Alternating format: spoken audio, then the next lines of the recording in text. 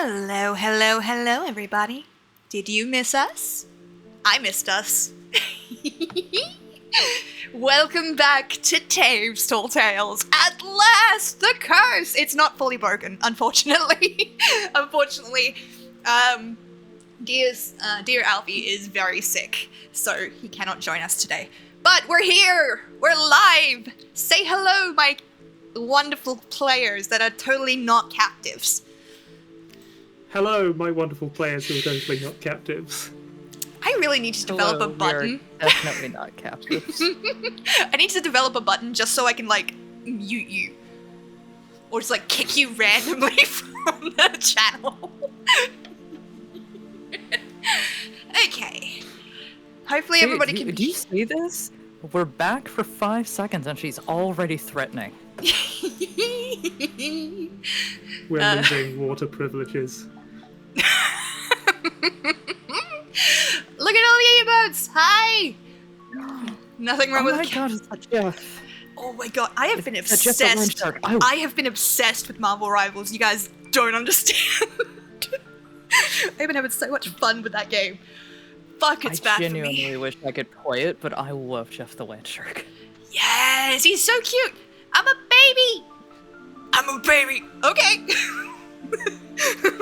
Anyway, hello. Nothing wrong with captives as long as it's consensual. Yeah, consent is indeed consexy.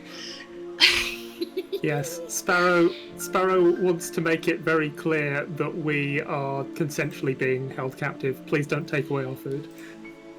We definitely agreed to this. We signed a contract. You motherfuckers. People are gonna take you serious, and I'm gonna get investigated, and I don't have time for that! Oh no, I just closed everything. 1 second. That was penance. Christ. Okay. Scuff has arrived. Yep, I'm so proud.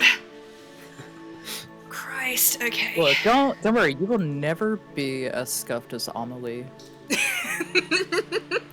I saw that. I saw some of that last time, like her audience are like little snitches and snitching to Sayu. That she fucked up the game. Yes.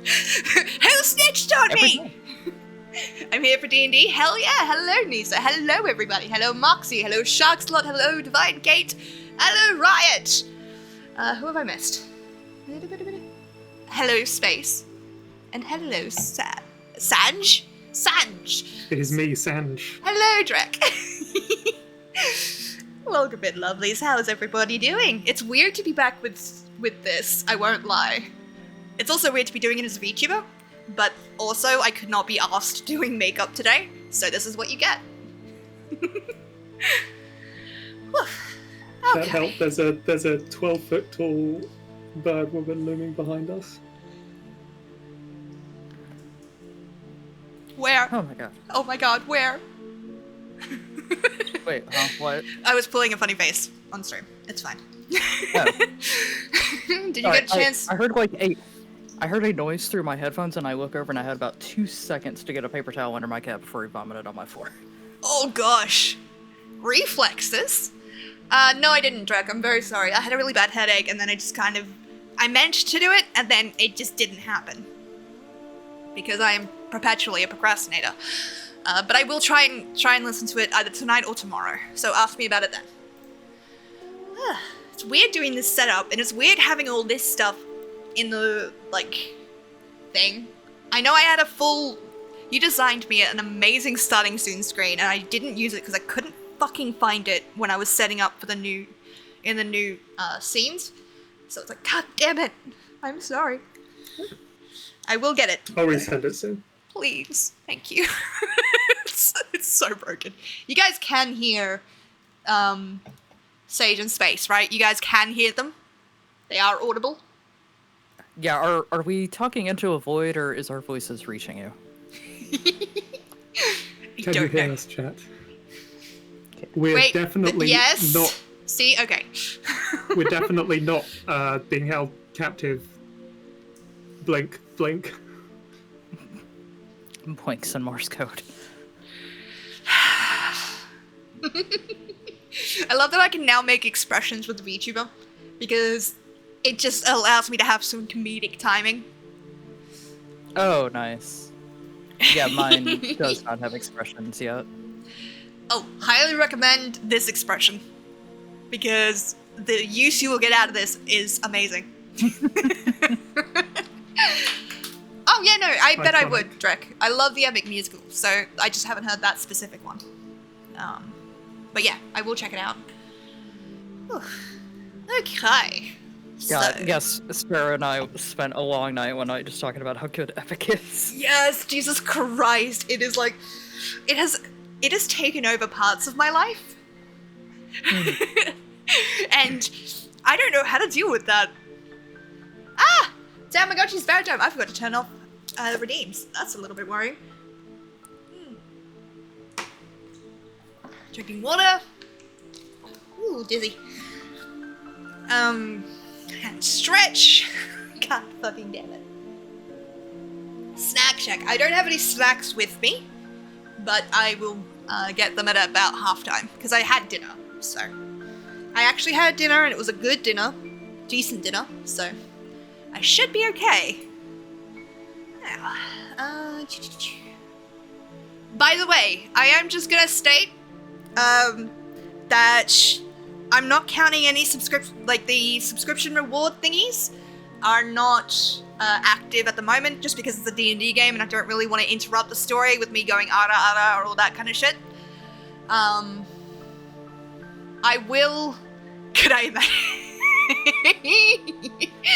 I wasn't planning on having it active. If it happens during a break, I will honor it.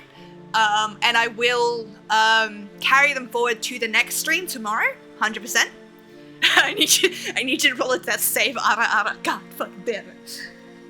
But yeah, it won't be an instant thing. As much as I appreciate it, like, you guys are so fucking generous and I really do appreciate it. But also, I'm trying to tell a story and I'm already nervous, so. You know? That would be funny though. Although Space can do a better Uwu voice than I can. It's really annoying. Don't do it now, I know your throat hurts. You know, I can't do it right now or I will take damage. Take IRL damage. Although I really want to say that, Moxie. I want to say it so bad.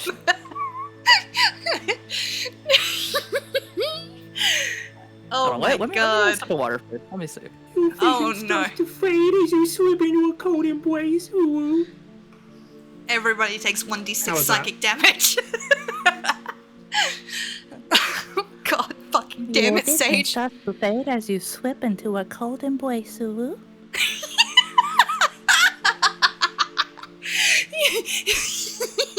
I have regrets. I can't pitch it as high as I normally do. I'm still getting my voice back. Jesus Christ. You have regrets. I have to live with that knowledge in my brain for the rest of time. You have to live with the knowledge that that is not a voice changer. Yeah. I don't know how to cope with that, honestly. Oh my gosh. You're welcome. Okay. Also, I would just like to point out I am at 598 followers. I am so close to 600. Nice. So fucking close. And how many subscribers? Well, now it's 70. It Damn was it. 69 when we started. Oh. Thank you, Space. Oh, hi. Yeah. Appreciate Sorry, it. I ruined the funny number. We did have 69 subscribers when this started, which was awesome. Okay. Whew. A little bit dizzy today, but that's alright. I'm going to remind folks of a lovely feature that we have on this channel. If you are not... No, don't. If you are not currently in the Discord, or you don't know about this, during tonight's session, my players usually will be shitposting. As a DM, I can't look at these because I will giggle and break character, so I usually check them out after the stream. However, you guys can watch along if you go to the D&D shitpost channel in my Discord. There's no payment wall around it, you can just go and read it. Part of me was thinking to one day put it up on the side of my layout, so people could see it there, but that would mean I would see it all the time, and I don't think I can handle that emotionally, you know?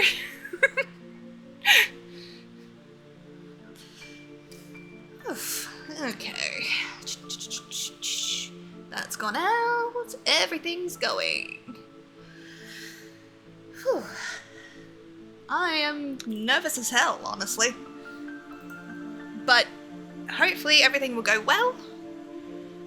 Same Loki. You guys are going to be fine. You guys are amazing, and I love having you as players. I would just always wonder if I'm a good enough DM to do this. Riot? Those are fighting words, How man. dare you doubt yourself? I am not reading that. Not without money. This is a wobbly. God damn it. Put the oohs and your oh-ohs in the bag, and nobody gets... I can't finish that, I'm sorry. That's too cursed even for me. Christ, man. Also, you're right. What would Miku do? What would Miko do? Turn us into a song and then leave. I can't see the horizon. Hatsune Miku! Miku would do a collab with Project Sekai, which is such a beautiful 1/7 scale that's on pre-order right now. Anyway. You think you know people. I was window shopping earlier today, and it's like, I'm never gonna get this, but oh my god. Valid. Absolutely valid. Oh, actually, that reminds me, weirdly enough, I have merch. I have merch now. So if folks would like to buy said merch, I have a link for it. It's weird. Let me just put it into chat. I don't expect anyone to buy this. I just got the idea because people asked me for it, and then I couldn't let it go. So, enjoy. Are you semi-professional now? I think so! And I am wildly underqualified to do so. It's all a lie. Now, I am avoiding the group shit post. I just seen it light up and I'm like, look at it. No, don't focus. Don't worry about it. Don't worry about it. Fucking. You know my favorite thing about that shitpost channel? It's going back and like a long time after all the episodes are done. Yeah. Actual real merch. It's weird. It's going back and reading through and trying to remember which episode was happening while you guys were shitposting these events, and just being like, what the f- Oh, yep, I remember now. Oh my gosh. Shark says that me and Sage are a bit quieter than you. Ah, thank you. I think I've got you guys a bit more quiet in my Discord because of my thing. Yeah.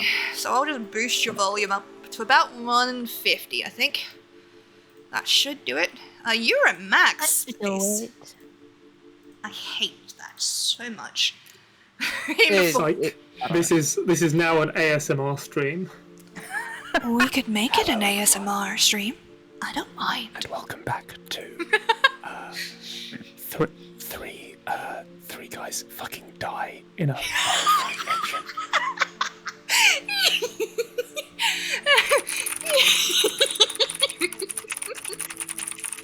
I hate you so much. Like, I love you, but also, what the fuck? Oh my god. I could have that could have been so much worse. That could have been. Now that is ASMR. Yes. Okay, sorry. I have grown my nails out, like to look like fake nails. I could probably. Damn. At least it wasn't ooh ASMR. That is indeed. I can't do that. Good god. Did you guys see the new voice redeems I have? I'm gonna need help. Because there's one for 50 subs that I will say a pre-approved voice line of their choosing in the Ara Ara voice. And at the moment I've only got one line, which is from Astarion in Baldur's Gate. And it's just because that line fucking sent me. You can share it, I don't mind. And if you're worried, you can DM it to me, I don't mind that either. Okay. I hear someone ask for ooh ASMR. God fucking damn it. It's a Dax line and all. Can we get oh-ohs and ooh-ohs in chat, please? I will kick you from this stream. That's deserved, honestly. I will fucking... DS9 has some gold. Oh, I bet. Nothing's wrong with Kirsten Quint. Farewell will be taking us to D&D 5th edition. I regret everything in my life. Also, I'm just finishing setting up some You regret stuff. answering my message 2 years ago. Oh my god, it's been 2 years. Holy shit, I've gotten to know It you sure guys for like has. 2 years? Shit, man. No? I think That is I so think this cool. campaign might be even longer, like 2.5 years. God damn. I've gotten to know you guys for that long. Oh. That is so good. Oh wait, no. No, I'm sorry. You've known me. You answered my message 3 years ago. I joined this campaign 2 years ago. That is so cool. Yeah. Oh my god. Okay, you guys do not understand, but that is healing a part of me because I used to not have friendships that would go longer than a year. So, like, oh my god, Aw. my heart. I cannot explain to you how happy I am about that. Oh, okay. I'm not gonna cry. I'm fine. Alrighty, so Moxie, what was the line? Lovely. The Astarian line was the, here's my little treat with their cheeks all flushed. It's like, fuck, dude! I blue screened when he said Holy. that. And I would say that with the ara ara voice. And that's 50 subs. I feel like at that point you guys have deserved it. I think the world's not ready for that. I don't think so either. But it's not active yet because I still need 4 or 5 other lines to go with it. I just haven't decided. And it's hard to pick. Because, like, I know one day a clip of me saying this line is going to make its way onto my sister's feed, and then my family is going to see it, and I'm going to get so much shit. I think our Lisa! make a death saving throw would be funny. Yes. Okay. Put that in the suggestion box, please. Nisa, thank you for changing the dress color. I like it. My sister will love. My sister is so fucking funny. I've shown you guys the message she sent me after I got the RR things, right? I think I did. I had to have. I don't think, I You think I did would. send it to me. I did send it to you. Yeah, Hello, I think I Ross. would have Welcome in. remembered. Yeah. Yeah, you sent it to me because it was part of something else that was going on, and Oh you're my like, God. this is your fault. Yes. Okay. Can you put that into this chat? Not into this chat. Jesus Christ! Into the LSD chat.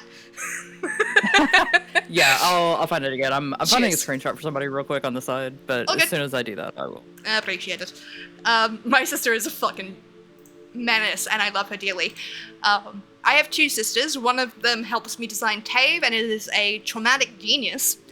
The other one gives really good advice and mocks me online, which is great. I don't know if she'll turn up. She does tend to watch it on streams, which is nice. It's always a little bit like, did you see me be a dumbass on stream, or are you just assuming I've been a dumbass on stream? Because both are accurate, really. Okay. So I've got these set up. Hopefully everybody can hear the music in the background as well. If folks can tell me that. Otherwise, I will just shut down Syrinscape and we will have to do this theatre of the mind. I mean, we're I going to can't do hear it. it on my end. God damn it.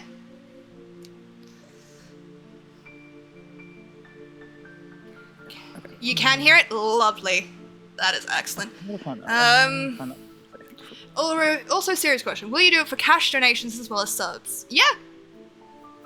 I'll have to work out the milestones on that because I haven't figured that out. Because I don't actually know how much 10 gifted subs is. Or 5 gifted subs. I don't know how much that is off the top of my head. But yeah, I would make the same available for donations as well. I forgot some of these horrible things I sent you. Let me take us over to the other screen real quick. There we go. Hopefully everything's still working. Yes, there we go. We're so fucking back. Australian pronounced no. We're so fucking... Oh yeah, I think Yeah. that's the I think that's the wrong background, by the way. But I'll send you the right one after. Motherfucker. Yes, please help me fix it. Yeah. Do you want me to send it now or after the stream? After the stream. I'm not going to try and fuck around because at the moment it's working and I'm terrified Yeah. if I move anything or change anything it will break. Normally there would be a camera of me where my VTuber is, but I could not be asked doing makeup this morning, so you all get the pretty VTuber. You're welcome. I see this as an absolute win. Yeah. We get screwed for subs in the UK. As usual, we pay US rate plus an exchange fee. Fuck that. Jesus Christ. Oof. Oof. Oh yeah, Sage, the message is in the LSD chat. I should point out I just saw it. the stream Discord that I have for like collaborations with Taeves members and will be other campaigns. That is called Lucky Red Sparrow Stream Discord. That abbreviates, however, to LSD on the icon, Yeah. and I'm so pleased. Oh my god, 10 subs is $90? Fuck That me! is highway robbery. Holy shit! You guys are paying $90 for me to say ara ara to you? What the fuck? Jennifer, fucking... Okay. Oh my god. People have too much disposable income. I'm grateful. Don't get me wrong. I am so grateful. that But like? holy fuck! What? Are you allowed to say down bad under Twitch terms of service? That's a good question. I should look into that. I think you can. One sub is the equivalent of 14 AUD if you're in the UK. Fuck me, you guys! I picked 10 gifted subs as a joke, thinking nobody would do it. What the shit? I don't mean to imply that chat is down bad if that is against Twitch terms of service.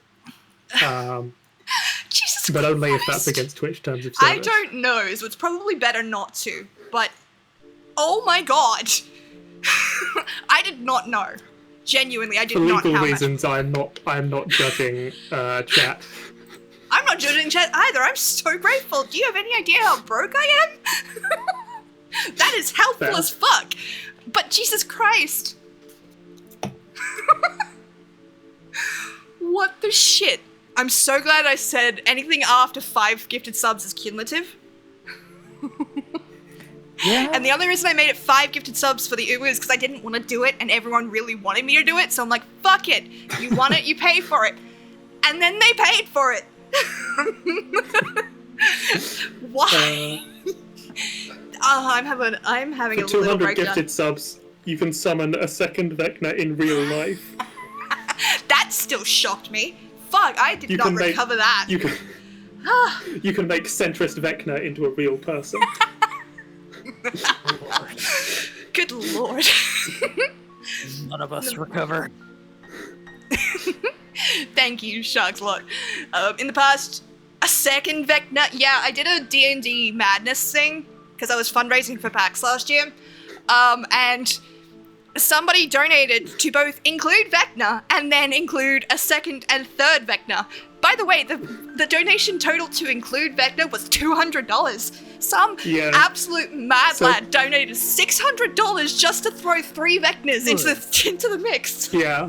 The first Vecna showed up and started kicking our asses. So then we were like, wouldn't it be really funny, wink wink, if someone in chat donated another $200 for a second good Vecna to fight the first one? And then someone donated another $400 to summon a good Vecna and a neutral Vecna.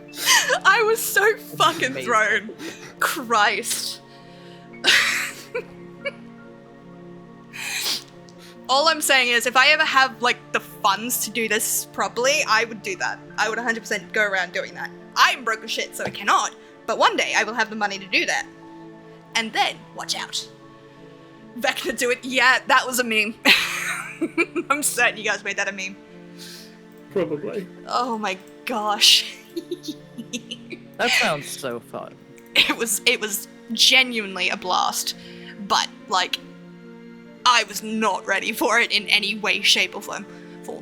None of us will ever psychologically recover from that. Nope. Worth it. 100% worth it, because of them I could go to PAX, so. But like, Yeah. fuck. I think that's also the first stream my brother was on. Yeah. Second. I think it was the first. Either way, that was one hell of an introduction. Level 5 adventurers versus Vecna. Yeah, that's gonna go quick. Pax is a must, yes. I will probably That'll be defend. fine. It'll be fine. It was fine. It went well. Enough. I'm just gonna wait for like another 3 minutes or so since we've been talking for about half an hour and the ads is about to go. And then after that, we will jump into tonight's adventure. Understood. Better watch us swoosh right in. Oh god. So that's 3 minutes of woo ASMR. Space, I swear to god. I am going. You are dead to me. I am going to find you. Christ. It's not as bad as the Uwu villain voice, but it's fucking close. Good luck getting into my country right now. Good point. We're being held hostage. The only way to save us is to type OO and UU in chat. Sage? I can hear you, dumbass! See, I'm just goofing. I'm not doing calls to action. Oh my god. The scary thing is I have no idea how that sounds. I know how it sounds It sounded to pretty me. good. It sounded sounded good. like Blair Witch Project. It was very, Nice. crisp, audio. Nice. Ad in 47 seconds. So, I won't be making this announcement again during today's stream unless we're on the break. But I cannot control the ads in this on Twitch at all. They've removed that ability. So I instead have them as mid-rolls instead of pre-rolls. That said, if you would like to subscribe to the channel, please feel free. Use Twitch Turbo. Or an ad blocker that works, please feel free and let me know which ones work, because that would be great. Otherwise, please let me know what you see in the ads, because I have a theory that I'm testing, and right now it is the funniest thing, because it's only happening to like 2 people, and only on 2 specific channels, so we will see what happens. Whew. I'm a little bit hyperactive, admittedly. Oh, you'll be fine. I always get Daredevil Disney ad, but in French? Oh, Okay. interesting. Very interesting. Damn. Why in French? I don't. Yeah. I'm very curious now. All right. If you need to rest, lovely, please go and rest. Oh gosh. Oh, dude, right. I'm more or I less get it. fully awake now. Here. It's how late is it for you, Space? It's 3 a.m. I woke up 3 hours ago. Jesus Christ. Oh right, I remember having this with you, and you're like, I work night shifts. It's fine. I'm like, okay. Every time I tell you what time it is here, you freak out and we have this conversation. Listen, I have the memory of a goldfish. Hey. You can't get mad at me for consider. That would make sense. That would make sense, yeah. I can't wait for the clocks to change in both UK and Australia, so I can join the call at 11 AM rather than 9 AM. Oh gosh. You poor thing, I'm sorry. I'm sorry for making you get up so Yeah, early. it's fine. Speaking of getting up early, while I have the chance, this Friday, I am trying out a brand new TTRPG called Evergreen. I'll be going live at 12 PM Sydney time. So quite a bit earlier than this. And I will be joined by a new cast and crew, and yeah, we'll be trying out this brand new TTRPG. It's really exciting. I've been hooked on this fucking thing for like since I saw it. It's currently in its beta test, so everyone's able to get the resource and check it out. Yeah, I'm really excited for it. The official creator of it fucking reposted my call that it would be this weekend. And I was like, oh, Nice. that's cool. No pressure at all.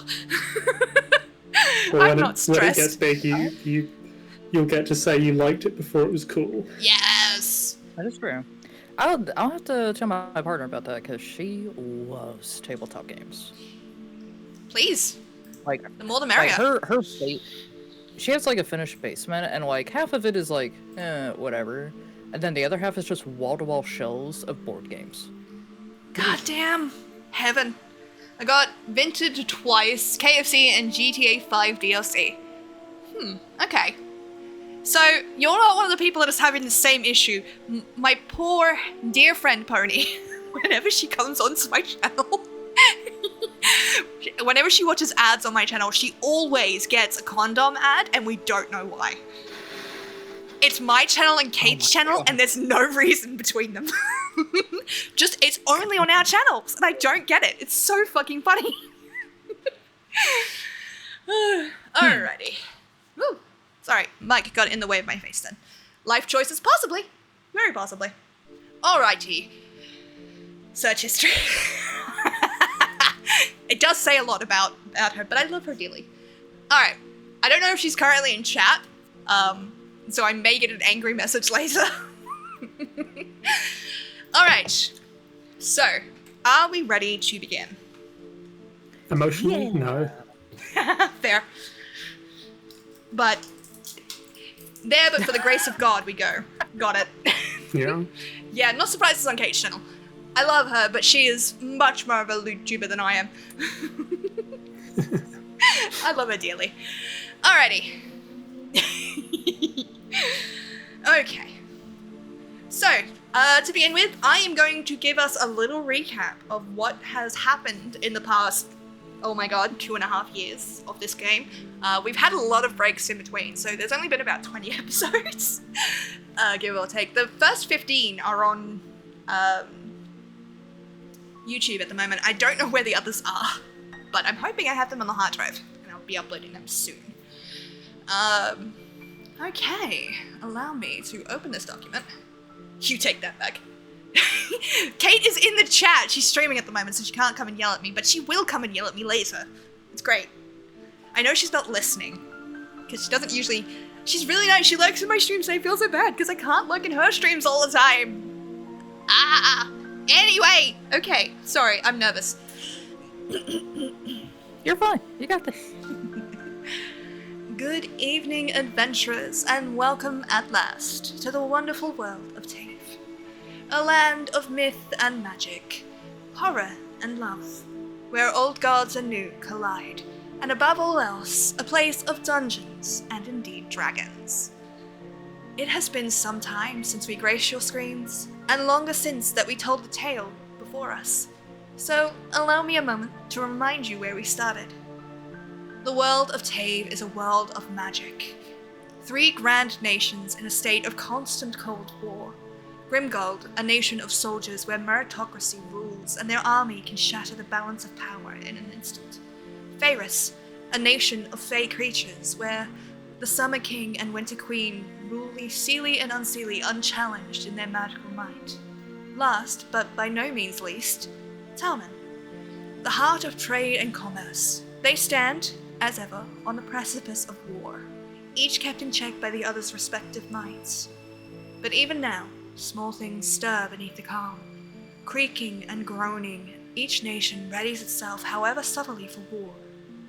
But our story did not begin with this. On such a grand stage. Instead, our story began with a crack of thunder, of blood and bone. A dark force laying waste to the city. Nightmarish shapes of teeth and claws carving their way through innocent and guilty alike. Though the forces in the city had fought back, they had not been prepared for this devastation. The guards may have been ready to face death, yes, but not this death. Amongst the battle, we found our protagonists, intrepid adventurers, bloodied and wounded, and though they fought valiantly, it was for naught. From some great dark shadow in the sky, a glowing orb descended, falling through the air with a languidness that defied the dread it inflicted. Pulsed once, before it exploded, a shockwave of destruction that blotted out sight and sound. It was here, in the seconds before they were consumed, that our intrepid crew awoke, safe and sound in their beds in the sedentary little outpost of Carrick, a small place on the far edge of Grimgold. Drawn together, first, by the appearance of a dragon-shaped scar on their dominant hands, they investigated. And already, tragedy struck, One of their number fell before ever really getting a chance to live. Pushing on, they made new friends, played Cupid to a love-struck pair, and discovered a strange altar in the middle of the woods. But fate was not content to let them wander, and by chance they found themselves facing off against a mad merchant, Virilius, as he tormented their ranger friend and his hound. Though their efforts were valiant, the merchant escaped with what he had come for, a strange relic that pulsed with fractalized energy. Once it left the area, the ground began to shake and shudder, as if something beneath had risen and was attempting to shake off the stone that had buried it. A great snowstorm spun itself into reality, blanketing the once sunny outpost with ice and darkness. As our party fled, they spied a great shape clawing its way from the forest grounds and bounding away into the storm. It was here that we lost yet another party member. The young Wick, determined to protect those who needed it, volunteered to stay behind in the outpost as the party gave chase to Talmyns' Eye, where the merchant was bound for. Joining a caravan of dwarves, the party made their way, albeit with some trouble. A bear and a pissed-off ranger, but we'll get to that, to the Shining City. 2 new adventurers joined them, leaving Umbra the only one who knew the start of this tale. Fiala, a mysterious cartographer in the company of dwarves, and Jasper, a goblin who came to their defense when it was most needed. Together, they made their way to the Shining City. Talmyns' Eye is a city that never sleeps, where anything can be bought and sold, if you know the right price. Connections mean everything here, and the only thing they had going for them when they arrived was that no one could lay claim to them. To hunt Virilius and the relic he had stolen from them, they would need to find allies within the city. Not exactly an easy thing to manage, especially when everyone around them had their own goals. In their travels, they made contact with a few of the guilds, the 12 guilds that run the merchant city, the shipwrights, of whom Fiala was reasonably well acquainted, the adventurers, who Jasper idolized, and the assassins, for whom Umbra was instantly taken, completing quests for each of them in hopes of gaining access to the inner city. Their connection with the Heroes Guild led to Lennis, a lawkeeper elf, asking them to investigate reports of a missing citizen. Unable to take action on his own, and asked by his ward Ravana, he beseeched them for aid.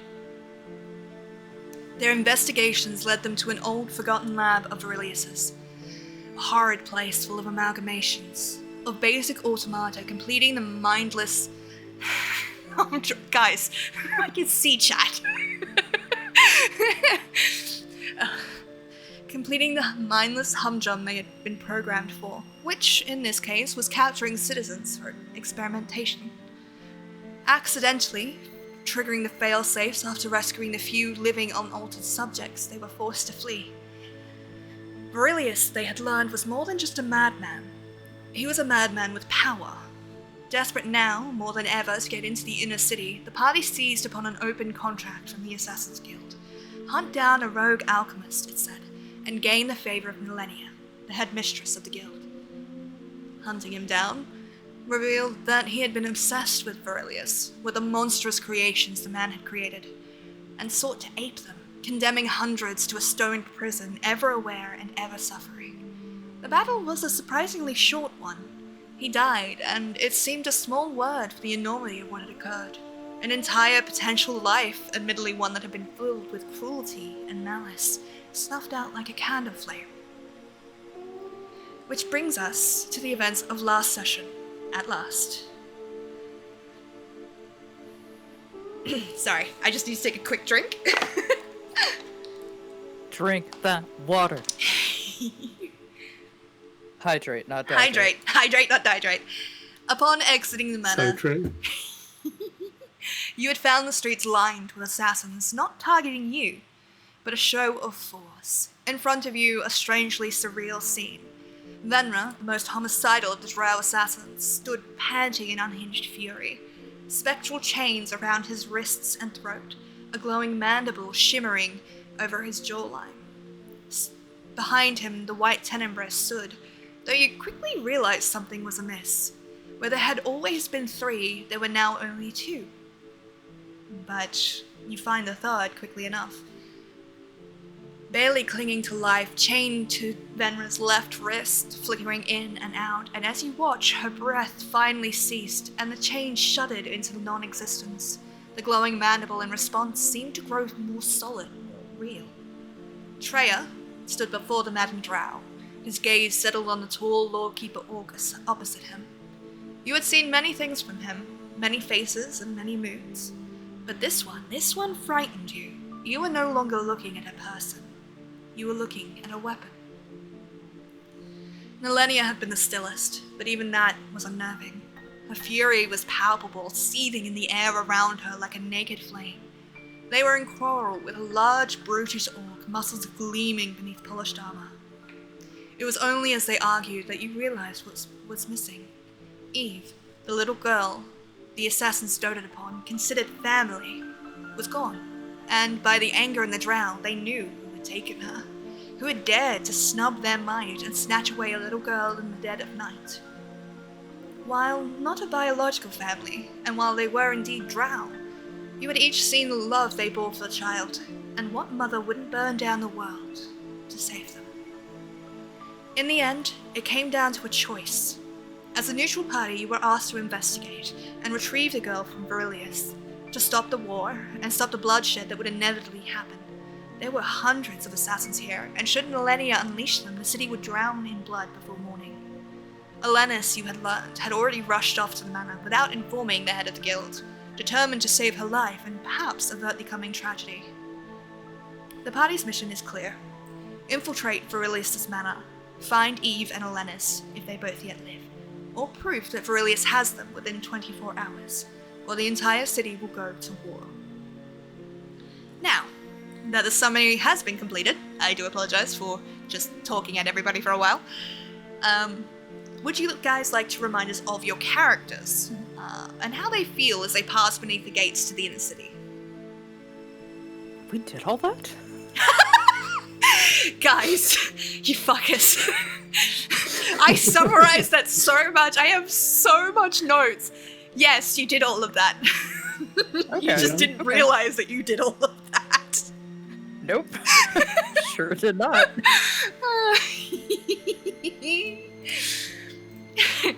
Oh, Sage, would you like to tell us about Jasper, please?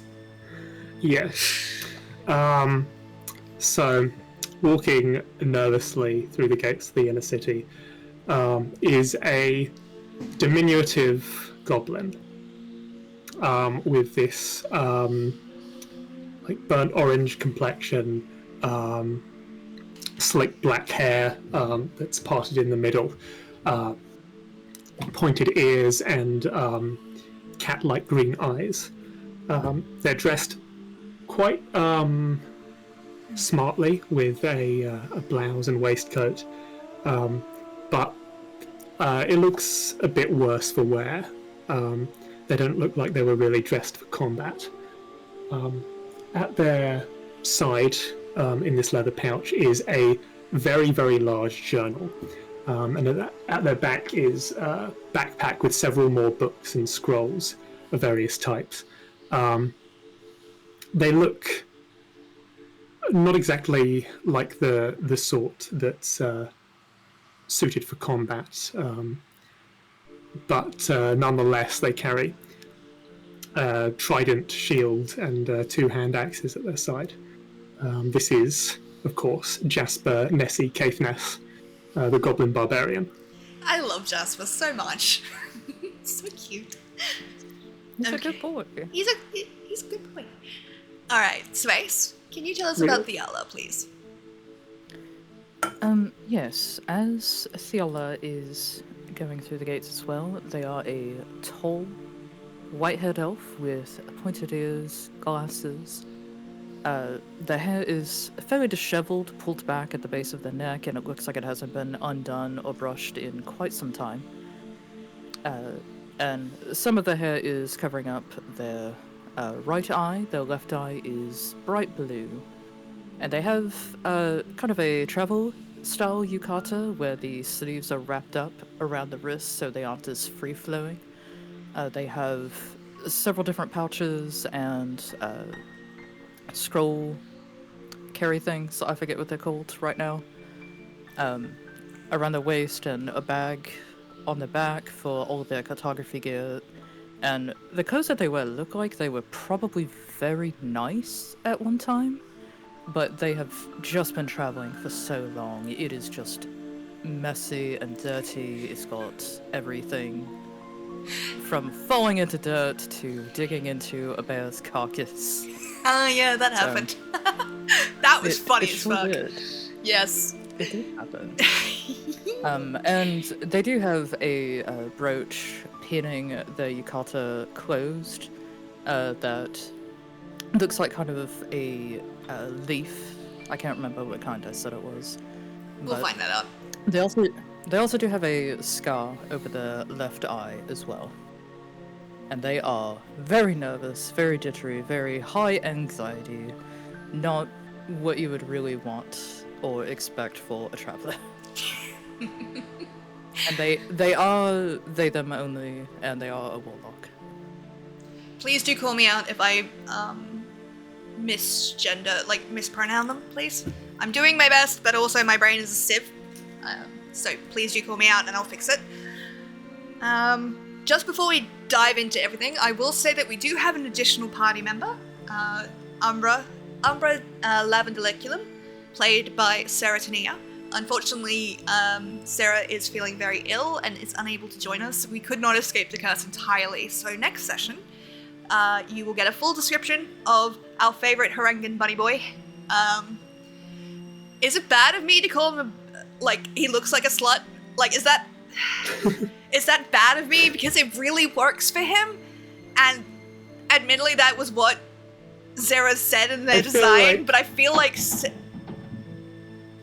feel like Sarah would probably describe them that way. Yeah. Oh my gosh. Slut, affectionate. It's alright. I got you. Basically, Yeah. Absolutely adore that character. But yeah, unfortunately he's feeling very ill.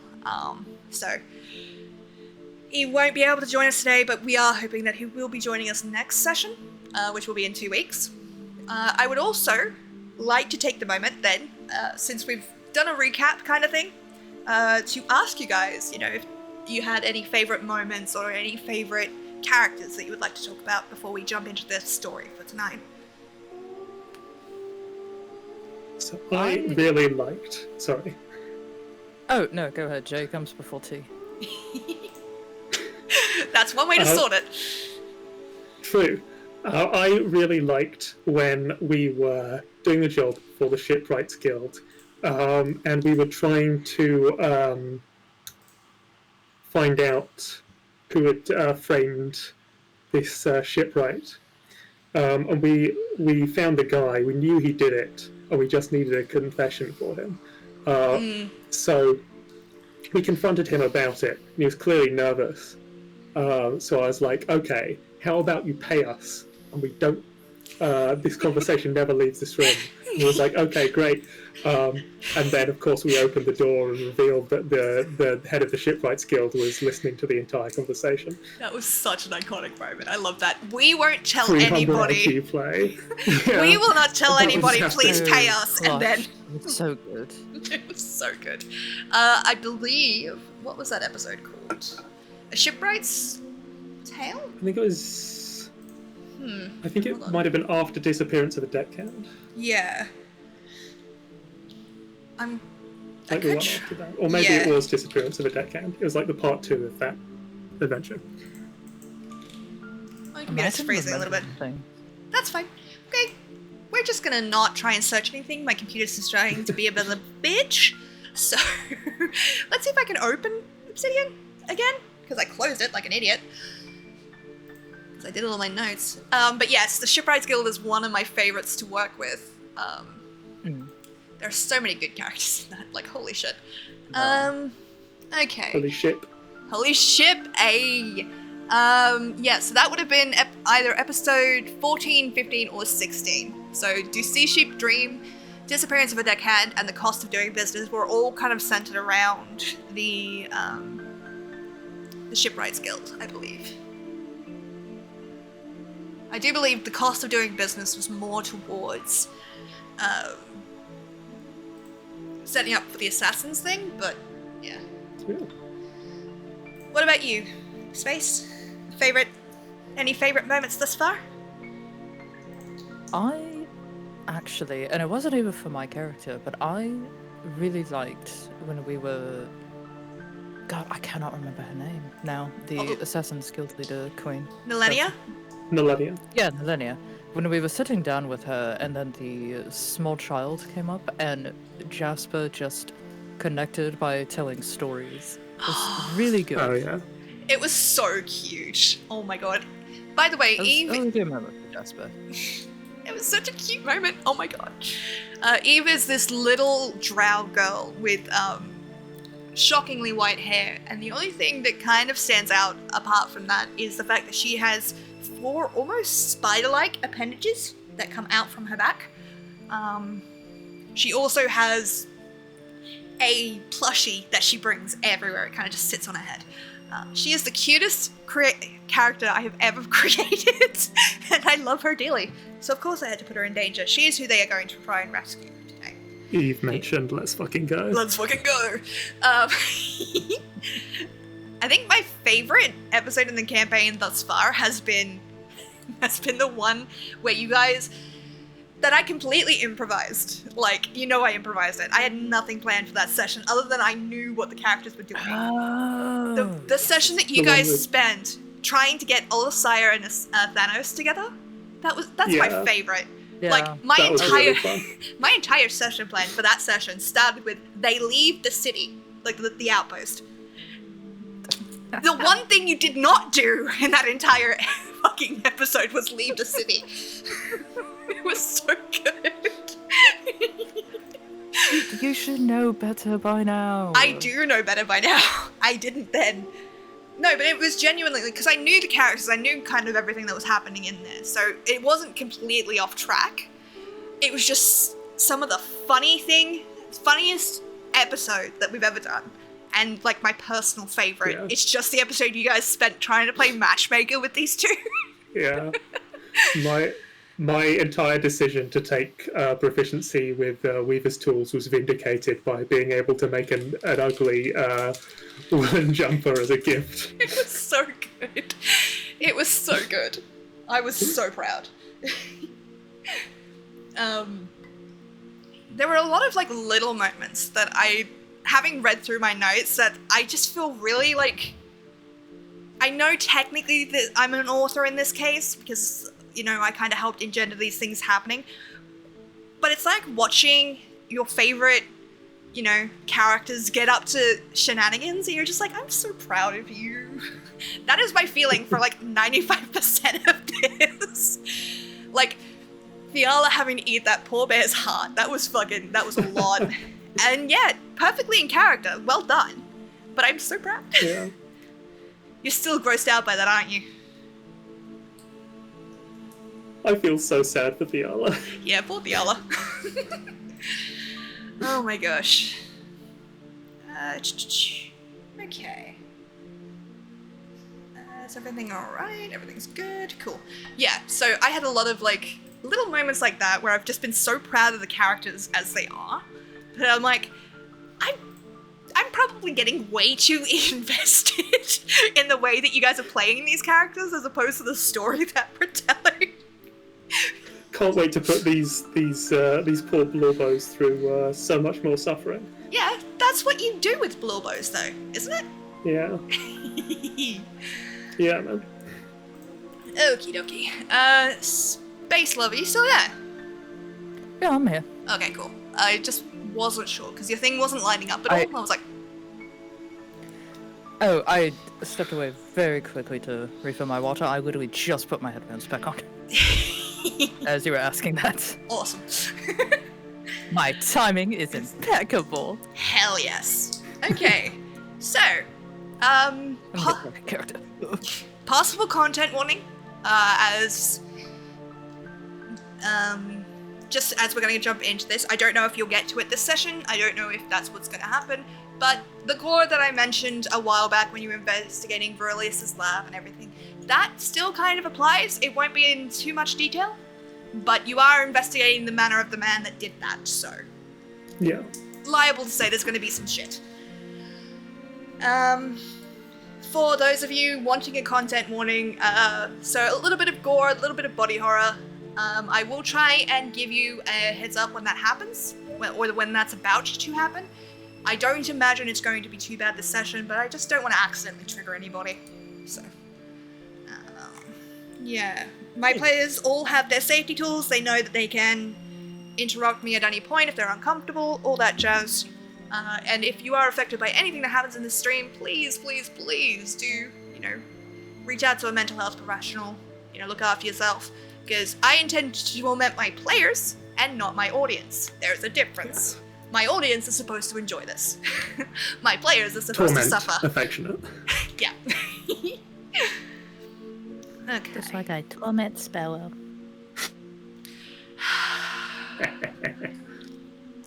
Remember, God chat, fucking she can't damn bat us it. all. You did leave that right open. I did, and I hate myself for it. You never know when I'll strike next. Fiala gets hit by a meteor. Roll death saving Yeah, throws. sure, they're squishy. I'll fail. I got a backup character. Oh yeah. No, I don't want you to use that backup character. If they have It's worse a stats, catch-22. if they have worse stats than Fiala, I would be fucking dead. Oh no, he has God. better stats. Okay. He has much better stats. But It's just I think any everything character else with about worse him. stats than Fiala would just be dead. yeah. Just everything else about him. Oh, I've just noticed the other is technically covering up the stats. Let me just move them over slightly. There you go. So you guys can see the absolute bullshittery that I've been working with here. Look at this! Yeah. Let everyone see how bad it is. What level are you, Fiala? Level 6. Level 6! Level 6! What are these stats for a level 6 character? What the fuck? The really funny thing is when I rolled these stats and I showed Sparrows, where it was like, you're supposed to drop the lowest 2, right? And I was like, I did. I did. I'm The like, funny Jesus thing Christ. is, you're playing a warlock and I'm playing a barbarian, and my spellcasting ability is higher than yours. Cursed die rolls. Oh, 100%. RJ, the cursed dice rolls don't stop. Nobody believes me when I tell them how bad my luck is. I only have good luck in Fate Grand Order. Yeah. Fair. It's the only thing I have luck in. Oh gosh. Alrighty. So, let us jump into the narrative, I think. Day bleeds into night, and you can already feel the tension in the air. For a city that never stops, this stillness unsettles you. But Eve is in danger, and you know that every moment you waste is a moment closer to the bloodbath that Nelenia promised. Are you going straight to the manor? You have 24 hours. You don't know how long it's going to take you to get through the manor, but if you need to pick up supplies or anything, that is an option. The legendary Min. That's me, baby. Should we like pick some supplies up? You don't have to. I'm just saying. Also, can As I? much as I hate to say it, I think it would be wise. I think it would be wise to recuperate our strength.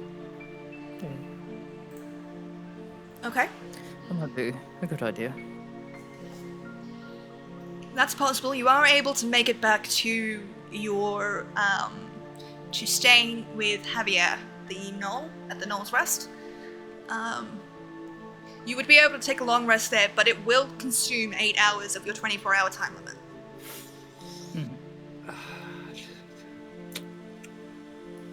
I won't hold travel time necessarily against you to get into the city. I feel like that's just too much fucking annoying things to do. But a long rest will eat up time. You could take a short rest, which is an hour. Yeah, I was gonna say, what about a short rest? Short rest I is fine. think I would be fine after a short rest. I don't know about Umbra, but I think both of us get back a lot of our things in a short rest. Yeah, I'm not sure about Umbra either. Well, for Umbra, I will message them. Actually, I'll send them a quick message now that they can hopefully answer, but they might be asleep because the poor thing was so sick. God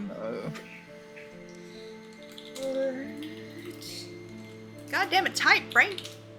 Umbra be okay with a short rest instead of a long one.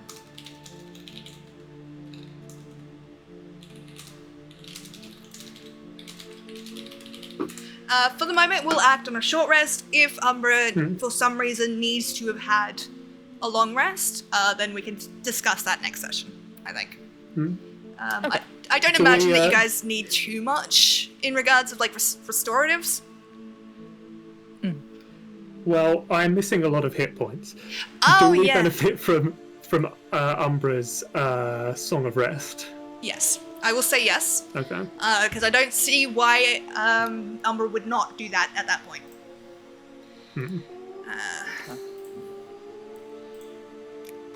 I did invite them to come and sit and chat, but they are very unwell, so. Yeah. Alright. Okay, so what are we doing? Get well soon. I Sorry, think we love. short rest here. Okay. Okay. Let me write that I down. get to roll dice. So, if we short rest, Umbra has Song of Rest, which means that if we use any hit dice to regain hit points, we also gain a d6 extra healing at the end of the rest. Okay. Oh, okay. Which I think I will need. Fair. I will probably also need, given my luck. Okay. So what do you guys do for this time of rest? I'm gonna say that you've moved away from Millennia and the others. Like you're not currently in a situation that's very dangerous to you. You've moved away from them, but you are taking a moment to kind of catch your breath. You know, come up with a plan. So what are you guys kind of doing as you rest? I think we lay low some nondescript, bandage our wounds. Absolutely. Just try and wash off some of the blood. There's so much. Oh, wasn't there like goo and other stuff as well? Oh yeah, you guys got There was all fucked up kinds of by the horrid alchemist. things, Despite the fact he had very little hit points, he fucked you up so bad. I think it's the first time Fiala actually took damage in this campaign, which was hilarious. Yeah. Yeah. Okay, 7 to 11. Okay, that's fine. I am not rolling well on these Oh boy. these hit dice. Oh no. Oh, no. Ooh. I've used all of my hit dice and I am slightly over half health. Oh Christ. Oh god. You dear. should have some healing potions as well. We made sure that you That's had true. some. Oh so- yeah, we did. We got them from the alchemist. I stole them. Yes. Okay, I do stole him roll in the pretty fight high from for his Song of belt. Rest. Yes. Smart. I think I have 2 potions of healing. I think I might use 1 potion of healing Okay. on myself. Fair. And I probably think that's wise. 2d4 plus 2. Yeah. Seem to recall. Because I'm pretty sure a greater potion is 2d6 plus 2. So, yeah. I think so. I think. Got the old Greater is like 4d4 plus 4 or something. It's somewhere there. But you can look it up and if you want to and tell me the correct one, but I'm happy to go with 2d4 plus 6 as a healing potion. I mean, this here, the regular is 2d4 plus 2. Yeah, That's there what we I go. have, I think. Yeah, that's what you got. Also, quick reminder to chat, if you want to check out the shitpost channel, all you have to do is join the Discord and go to the D&D group shitpost channel, where you can see my players doing their usual shitposting stuff.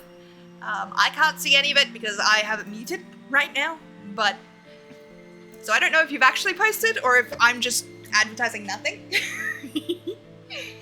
Oh, we have. Okay, good. Yeah. Good. That's The usual great. stuff. Oh no. Okay, so you've used your health potion. You've taken about an hour just to kind of relax, settle yourself, patch yourself up for the next thing. Is there anything you guys want to discuss while you're patching yourselves up in this hour?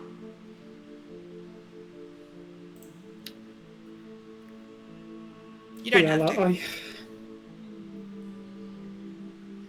Sorry. Well, to be honest, I'm a little scared. I know it.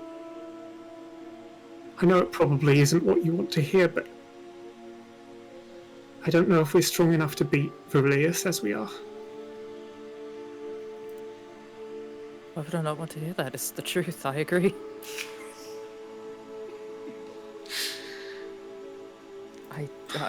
I don't want to do this, but you both if are we can far prove stronger than I am. If we can prove that he has Eve, and we can escape with proof, then maybe we could get the other guilds to help us. Perhaps. I'm gonna look around, just as one does when they're trying to make sure that no one's within earshot. There's something that bugged me about the conversation earlier. Actually, quickly roll me a perception check as you do that. Thanks. Okay. That is a 19. Okay. The streets seem clear. Most of the attention is still, you would imagine, on Millennia and the head keeper of the Lawkeepers Guild. While they've agreed to your 24-hour freedom to investigate this, they're still bitching at each other, so that's going to last a little while longer.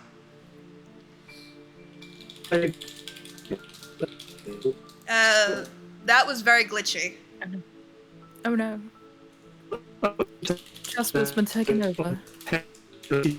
Oh no. Sage, you might need to disconnect and reconnect. I'm so sorry, love, because, yep. Try now.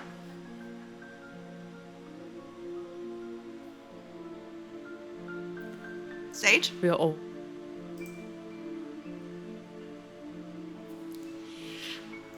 Honest to God, if Amelie wasn't the Scarf Queen, I was gonna be the Scarf Queen. What the shit is this?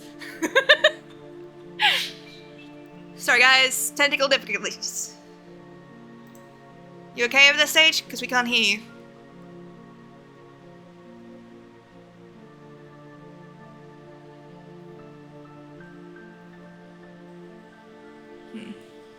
Okay. I did just get a message from Umbra. They're totally fine with a short rest instead of a long one. So, we've got that at least. Sorry folks. You know how it is. I'm in Australia, so my internet connection fucks with everybody outside of Australia. I mean, it even fucks with people that are in Australia.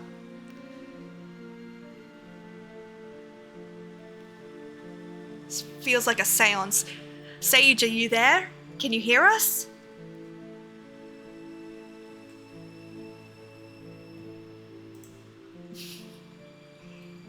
Hey, Battleship. Thank you for the redeem. This is actually a good time. I'll take a drink. And a caddy. God fucking. Audio happens, yeah. It happens. Oof. Thank you again for the redeem. For the fox ears, god damn it. Me trying to tell a story. You're still with me, right, Space? Space? Hello? Is anybody there? Oh, hello? Oh, thank God. Okay. I'm like, I've been abandoned by both of you. Okay, Sage says he's going to restart Discord. Ah, cheers. Because my Discord also wigged out for a minute. As soon as I realized that I couldn't hear you, it was showing me as like voice disconnected. God damn it. I am the Scuff Queen. We are the Scuff Crew. Can you hear me now? Yes! Yes! We can hear you now! I had to restart Discord for some reason. I don't know why. Oh gosh. Yeah, Discord also suddenly gave me a little bit of issues, so It wasn't knows- just you. It knows better than to fuck with me directly because I can and will gut this motherfucker. Nice. My group once So got worried I was was- choking when my audio went out. Fucking Christ. You were what? Sorry? Jesus. I was asking if you remembered the name of the head of the Lawkeepers Guild. Hold on. I do have it. 1 second. I've just gotta find them. It's okay. I'll just say the head of the Lawkeepers Guild. In our conversation earlier, I noticed something. When we said that we'd killed the mad alchemist, he immediately denied that Virilius was involved. But we hadn't even mentioned Virilius up until that point. I mean, we never even suggested that the alchemist was connected to Virilius, I'm pretty sure.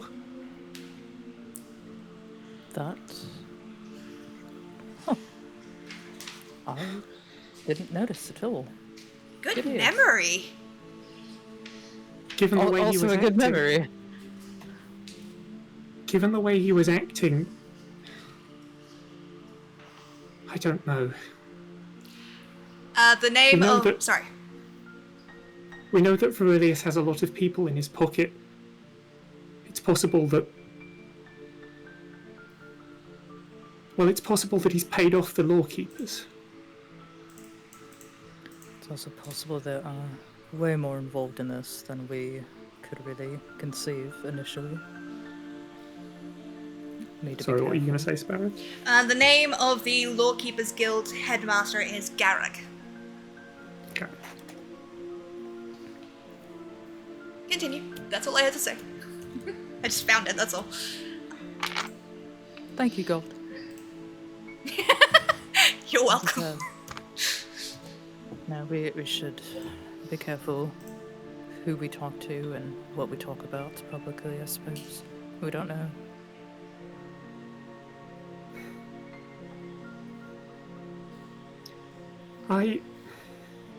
I'm confident the Adventurers Guild would help us. The Assassins Guild is a given, Yes. but there are others who I think would help us. If we can prove to them definitively that Virilius is behind all this, then they'll have no choice but to intervene. I mean, Yes. they have to. I agree. I worry about asking too many questions.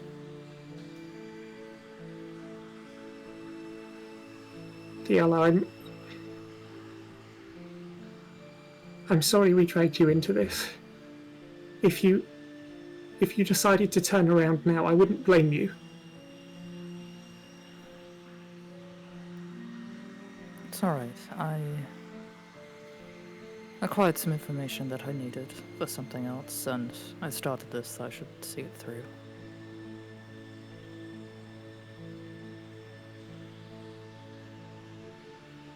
No, I'm I'll going to pause for a second and then immediately take out my journal and write down that quote.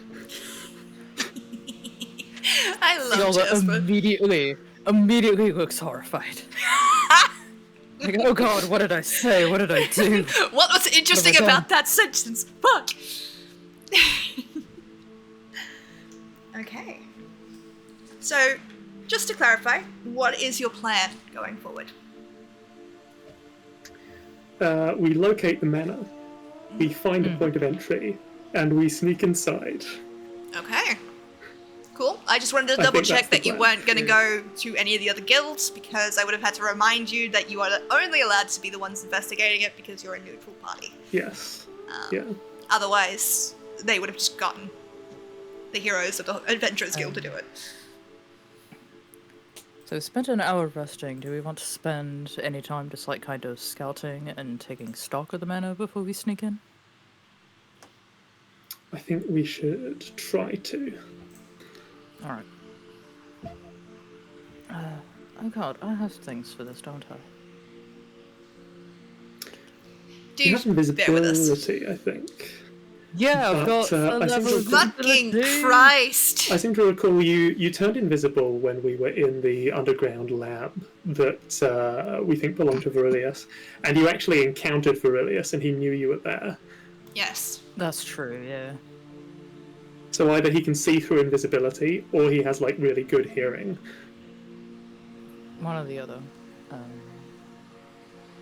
To be fair, you didn't technically encounter Verilius there, you encountered a shade that he projected to Oh, you. that's true. That's true. Right. Just for clarification. Yeah. It is still an option. Yes, we just shouldn't spend too long lingering around the outside of the manor before we head in. No, agreed. I was just asking to be caught. Okay. So your plan Sparrow, is... do we actually know where precisely the manor is within the inner city? Not precisely. However, it is rather easy to find. He's quite a opulent, very showboaty kind of person, and there aren't a lot of necessarily places there could be that he would live in the inner city. It's not really a place that normal people are allowed to go. It's very much ruling class people there. Maybe if you're really, really rich as a noble, you can get in. But for the most part, it is the most well-defended part of the city. So I'd say you'd be able to find it because he makes no secret of his address. He's very much a cocky little shit. So you'd be able to find it pretty easy. Whether or Let's not do you our best want to to remain find it. nondescript. Well, yeah, that's the question. Yeah. Okay. Okay. Alrighty. So you guys begin to make your way towards the inner city. For some of you, being allowed access through these gates is a rather unique honor. I will say that as you pass through, there's almost a shiver of magical energy that grasps with ethereal fingers before releasing, and you are able to pass. And you get the feeling that if you had tried to do that without permission, you would not have been able to gain entry. This is the beating heart of the city. Though trade occurs outside its towering white walls, it was here that the guilds controlled. It's here that the guilds that control the city are housed. It's here that the fates of every inhabitant in the game are decided. It is, however, quite easy to find Verilius' manor. A large, opulent thing, perfectly manicured gardens, enchanted groundskeepers that ensure precision work. 2 towering great dragon motifs decorate the door, dark shapes that turn their maws to watch over the entryway.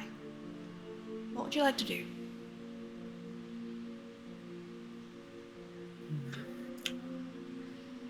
I think we look for a potential point of entry. Okay. How do you do that? Are you going to look around? Are you going to try and use some form of magic? What's the plan? I'm The only kind of relearning magic how to that play my I... character. Oh, I was gonna say, I'm relearning how to play my character, and I can detect magic like at will with no spell slot. Yeah. It's useful. Mm. The So I only think maybe- magic I have is Mage Hand. Yeah. So I think maybe if we don't find anything obvious, I could do that. To be fair, there is a big fuck-off door in front of you with the 2 dragons on it. There are windows towards the top, but they don't seem accessible. Just because the front of the manor is quite a sheer thing. Where the alchemist had, like, 2-story townhouse kind of manor-esque. This is opulence to the 9th degree. Like, it is almost tacky with how opulent just the outside is. It's very clear that this is a place that he wants to garner attention. Theo's face just looks like both judgmental and a little disgusted, like, of fucking course.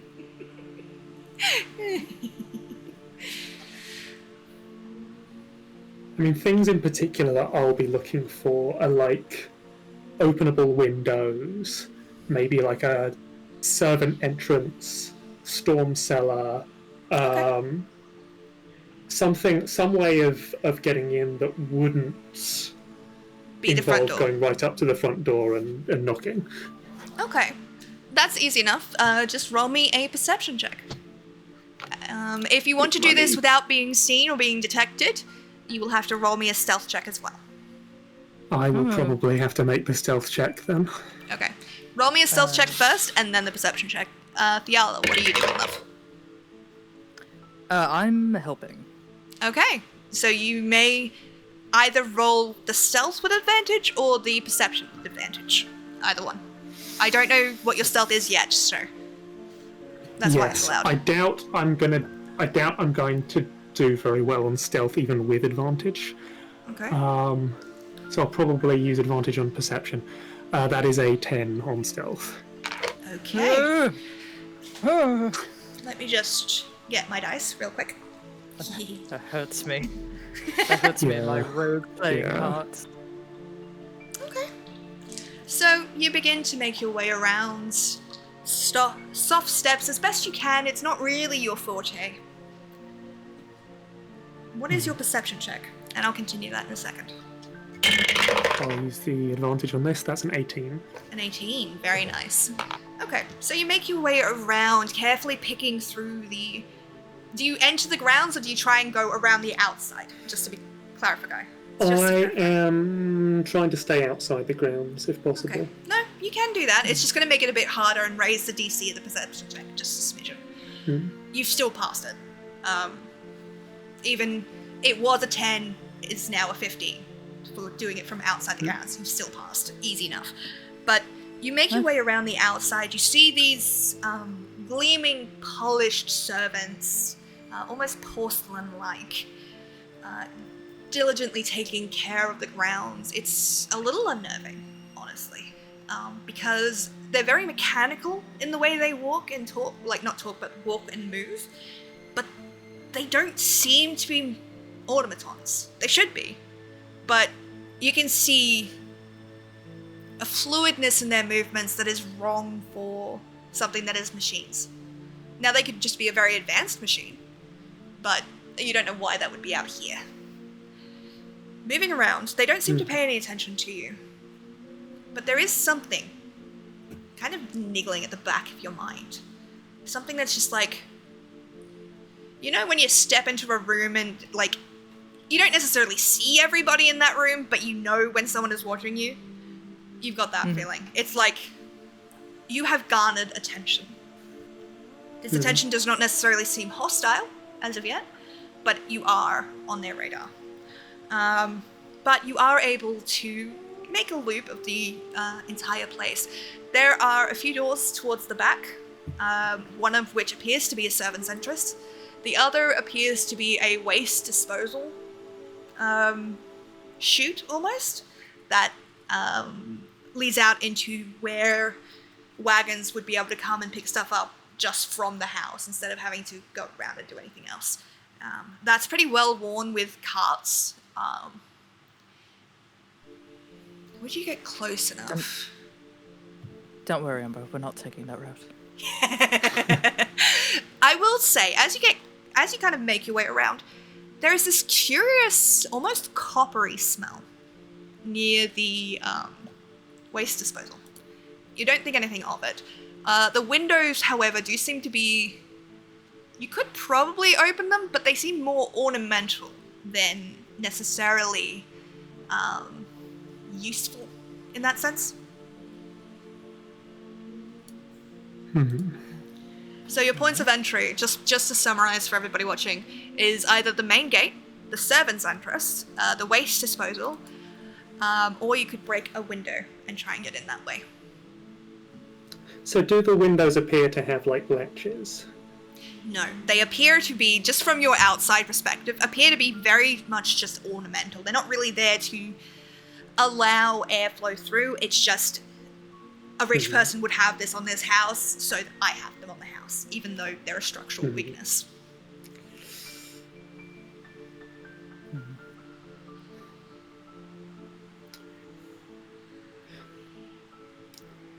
Having Really, thinking, Sorry.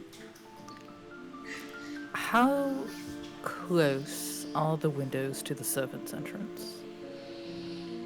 Most of them appear to be on the front of the house, so most of them quite far away from the servant's entrance. Okay. Never mind.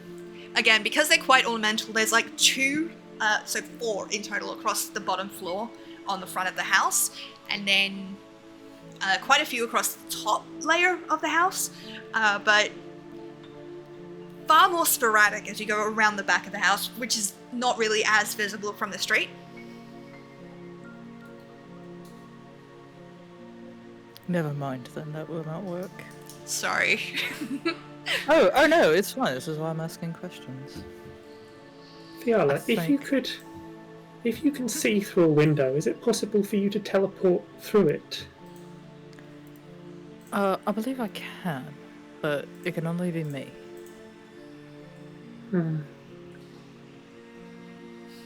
I might have to risk the waste disposal chute in that case. I'll worry about that because it's very well used, which means people are coming frequently. It's being used frequently. That could be a problem. Is it going to be used more or less frequently than one of the doors, do you think? I'm not sure. I would know for sure unless we sat and watched for a while, and I worry about our time.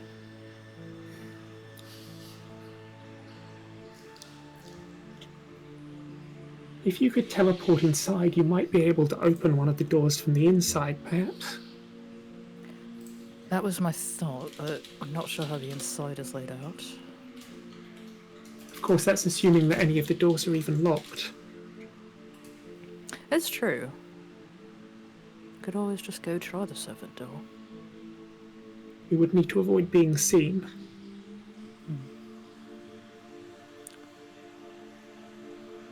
Well, I mean, I could. They look so like just world weary. Why is this happening to me? It's like I could make us both invisible. All three of us, I think, actually, if I check my notes. I think you have the power to do that. Yeah. Well, I think base level, it's a second level spell, so it can affect one character at base level. I think since it becomes a third level spell for you, you can affect two characters at once. Let's see. When you cast a spell using a spell slot of third level or higher, you can target one additional creature for each slot level above second. Yeah, so that would be two creatures, I think. Yeah. In the interest of not bogging this down, because Alfie is not with us today, I will say you're able to, I don't know, put Alfie in the bag of holding for like 2 seconds and go with it. So, put the bunny in the bag. We love you, Alfie. I'm sorry, Alfie. If you're watching, I'm really sorry. It's just like, I don't want to, prevent you from doing anything, but also... he's an assassin. He'd probably be fine. find his own way in. Yeah. For clarification, so any actions that would affect Alfie, I will do, but like, otherwise, he is here, but he's not really interacting too much, unless you need him to do something. So, I have Mage Hand. If we could get within 30 feet of the door, I could use Mage Hand to try the door, which would mean we'd be less likely to be spotted because I can make the Mage Hand invisible. Because it is a spell that I have to cast, space is Has had to step stepping away, away yeah. for a second. Okay, what was the spell you wanted to cast? I'll say it anyway. Because it's a spell I have to cast it before we turn invisible, and it'll only last for 1 minute. But I could use that to, if there was like a bush or a piece of shrubbery nearby that we could like crouch in, then I could sort of try the door from a distance while we were still invisible. Because if I cast it before we turn invisible, I can still control it while we're invisible without breaking invisibility. But casting it would break invisibility. That's fine. Yeah. Which door are you attempting to try with this? The front door I or the think I would servant's like entrance? to try. I think I would like to try the servant door. I mean, if we were invisible, we could potentially slip through the front door. But I think people would be more likely to notice, perhaps, if the door were to seemingly open and close on its own. True. There don't appear to be guards, however. There just seem to be these creatures going about doing That's housekeeping. To clarify, the reason I asked is because you are currently about, let's say, 30, 40 feet from the main entrance. To get to the servant's door, you would have to move around, and to cast that spell within range of the servant's door would put you in visible range of the automatons, the Right. groundskeepers. You could take like 10 steps forward or whatever, or like 5 steps, whatever, 10 feet forward, cast Mage Hand and try and open the front door that way, and then go invisible. That's fine.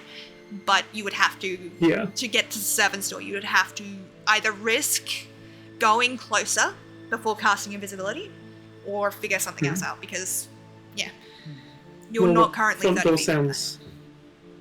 Front door sounds less risky in that case. Okay. Are you alright, Space, by the way?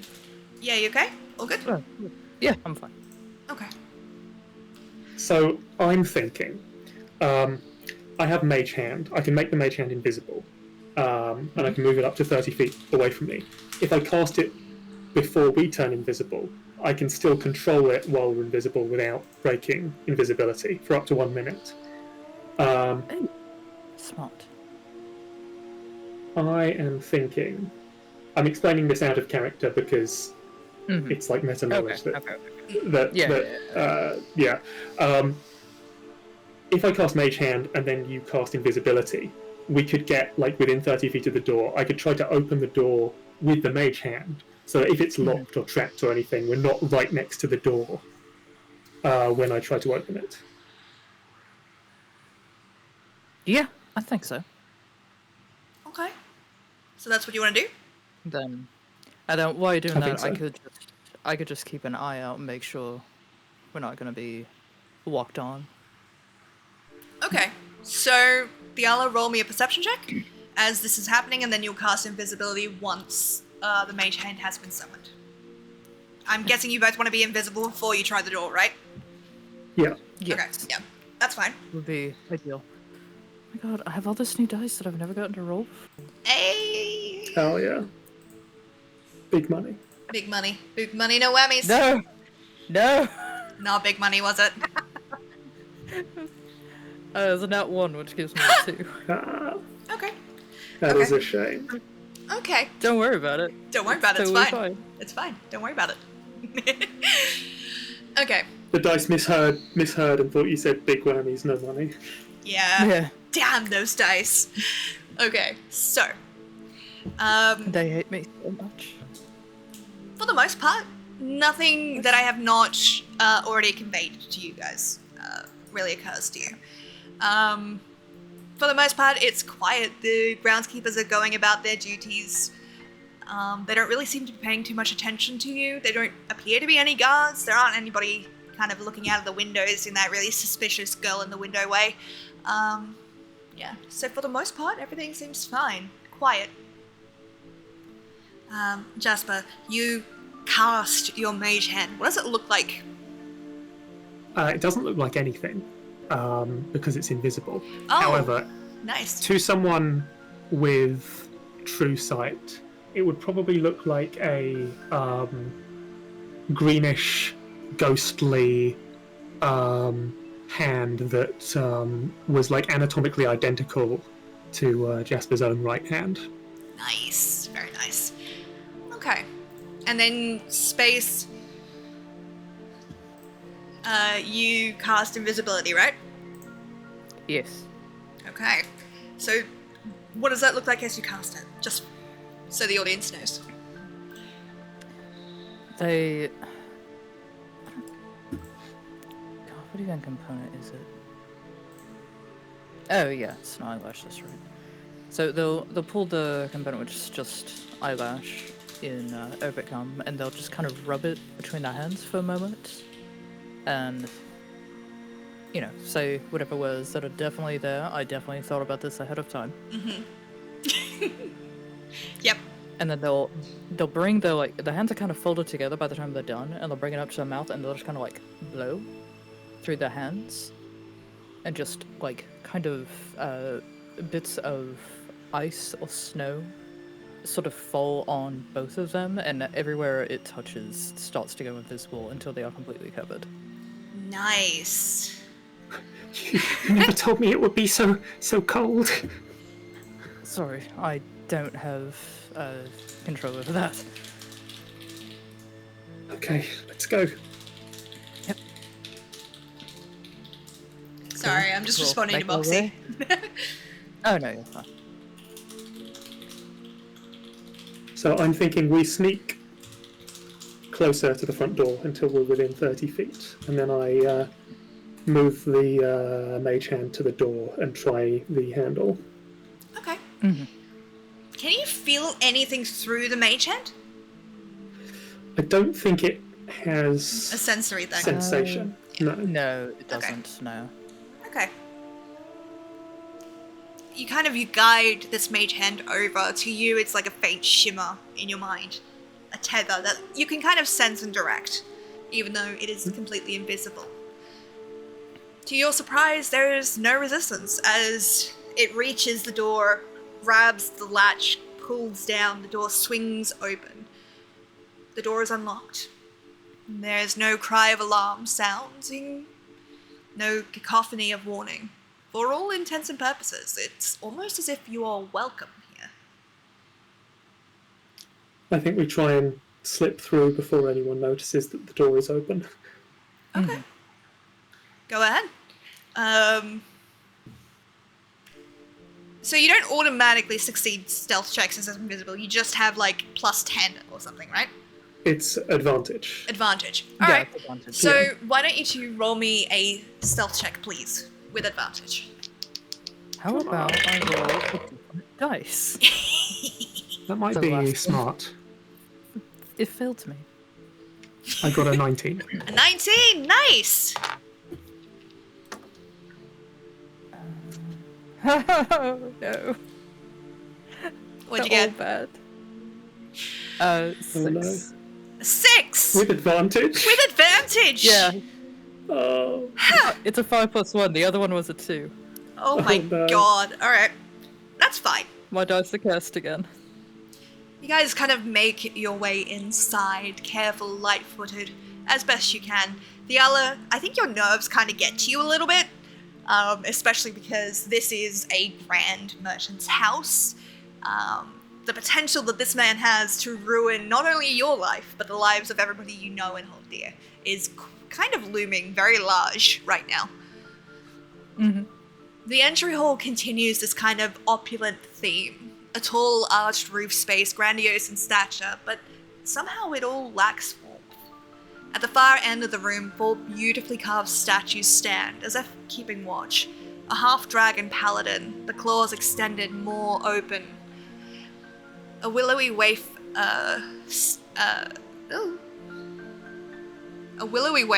staff clutched in her hand, raising as if casting a barrier. The marble of her dress capturing motion where there is none. A drow bearing twin swords, hair tied back from his face. There was something cold in that gaze of his, something the artist managed to capture. The 4th one confuses you. Compared to the others, it seems mundane, but somewhat familiar. A tiefling, dressed in what appears to be simple leathers, bandana tied around their head, cutlass at their waist. The floor is covered with a plush carpet, gleaming red with golden threads. Expensive decorations litter the place, but there's little coherency to them, brought for awe rather than cohesive decorating. It's very much gaudy, and it's kind of uncomfortable as you guys make your way in. As you kind of step onto the plush red carpet, the door closes behind you. You're struck by the thought, just for a moment, what if these carpets had started white? What if the blood Verilius seemed so driven to possess had stained these carpets too? But everything is still, everything is quiet. What do you want to do? I mean, the door did close behind you, but there doesn't appear to be any kind of, like, alarm being raised. Did it seem to close on its own as I let go of it, or did it, like, forcefully close itself? It seemed to close on its own. once you let go. I assumed you would have released it and come through with your mage head. Yeah. I intended to close it as soon as we slipped through. Yeah. Okay. Do I, first of all, recognise any of the figures depicted by these statues? Make me a history check with advantage. Pog, okay. Hey, man. With advantage, that's going to be a 23. Okay. 23. Do I have the fucking names for this? I believe in you. You do recognize a few of them. Hold on. I'm so sorry. My notes are a little bit scrambled. You're fine. You're alright.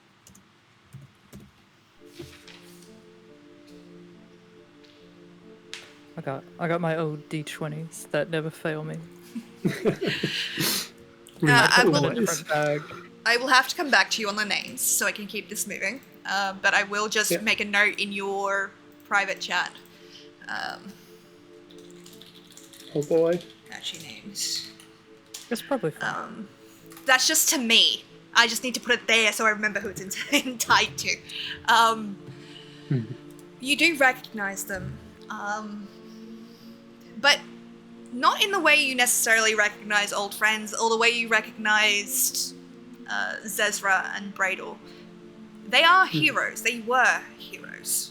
They went missing some time ago.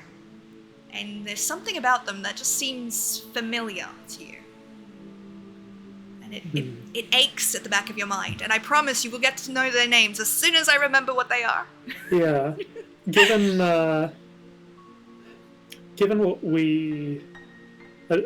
what admittedly little we knew about the statues in the alchemist's house, and the unusually detailed expressions on these statues' faces, is it a reasonable suspicion for Jasper to have that these aren't ordinary statues? I would say so. I mean, that is entirely up to you, and if you want to make a check to do that, I'm happy for that. But I would say it's a reasonable enough suspicion. So, I'm gonna message you something. I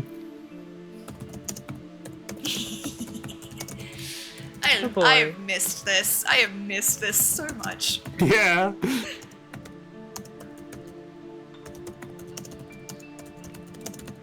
It missed you.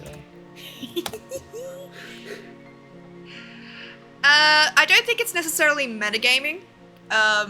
It is something that you could definitely consider, but I will remind you that the statues at the other place, they were a conglomerate. Yeah, they weren't like exactly what I think is happening here. But it's not. I wouldn't call it metagaming to think that, especially with what you know of Aurelius thus far. So it's definitely an avenue you can explore. Those statues are of heroes. They're an adventuring party, I believe. They went missing some time ago. What? You don't think that Aurelius... I mean, it seems unusual that he'd have statues commissioned of a random adventuring party, unless... I do think it's a bit gauche to have these statues inside. God. And now Theala is looking at them, very horrified. I will remind you that you do have your detect magic skill. If you would like to try that here. That would break invisibility, I think. It would, yeah. Possibly, yeah. Although, to be fair, there doesn't really seem to be anything threatening thus far, so it's up to you. Yeah. Any spell I cast is break invisibility. I think we at least believe that there's a chance that no one knows we're here. Even if out of character, it's pretty obvious that someone knows we're here. Yeah, you roll a natural 1, and I'm pretty sure anything that would be looking for you has known that you're here. Yeah. Sorry to break that meta. Wait, you know what? I have decision dice specifically for this kind of thing. Hold on. It's probably fine. It's probably fine, yeah. Yeah, they'll drop it and cast Detect Magic. Jasper, to your surprise, So you you're drop- suddenly visible, and you're like, Yeah. Okay. Okay. I can do one or the other, and I'd rather know for sure. Okay. So when you use your That's detect reasonable. magic, it's kind of like an awareness opening up around you, right? Mm-hmm. Okay. You kind of breathe in, breathe out. For those of you sensitive to the arcane, which you both are, there's this uncomfortable aura to the air, a lingering sense of malaise. It makes breathing slightly more difficult as your senses scream that this is not a good place to be. You will never be safe, entirely safe in these walls. Having heard that description, do you still want to drop invisibility? I'm happy for you No. too. I just No. realized that I didn't give you that information first, and so that's the kind of feeling that you got. Definitely not doing it. Okay. We're staying invisible. Okay. Normally I wouldn't allow it, but because I didn't give you that information to start with, and it would have influenced your decision making, I will allow you to not drop your invisibility just yet. Thank you, ma'am. I am a merciful god. Okay. So Sometimes. I try. Okay. So you're standing in this place. It feels wrong. It feels like, I don't know if you guys have ever done this, but like when you're going up the stairs in the dark and you think there's one more step than there is, and that horrifying moment as your foot falls through the air where there was supposed to be a step, that feeling of Very uncertainty, familiar. that's what you feel in this place. You are not safe in this place. You don't want to be here. There is nothing actively threatening you that you can see. There's nothing actively like, ooga booga booga, but there's just like your senses are going, you need to go. Yeah. With that knowledge, and with the knowledge that Eve could be in terrible danger, especially given what Verilius does, what are you going to do? If you were a mad merchant, where would you keep your hostages?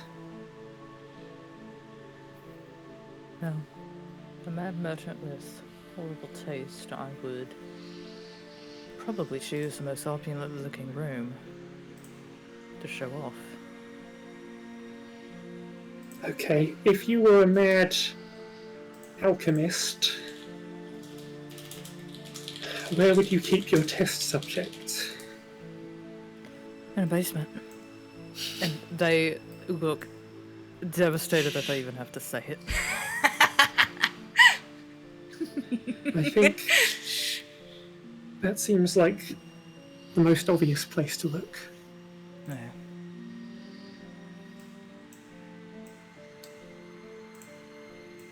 So, Sparrow, is Yes. there any obvious way of like going downstairs from the current room?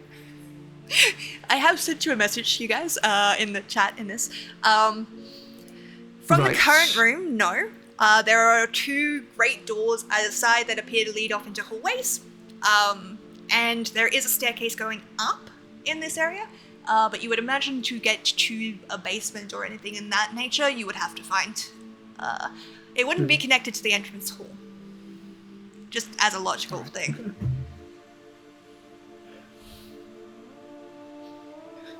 There doesn't seem to be an obvious staircase going down.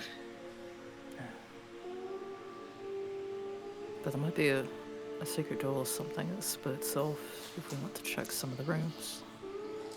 Yes. What is Let's try everybody's... scouring the ground floor first then. What is everybody's passive perception, please? Passive perception 11. 13. Oops, sorry, just have to enter this.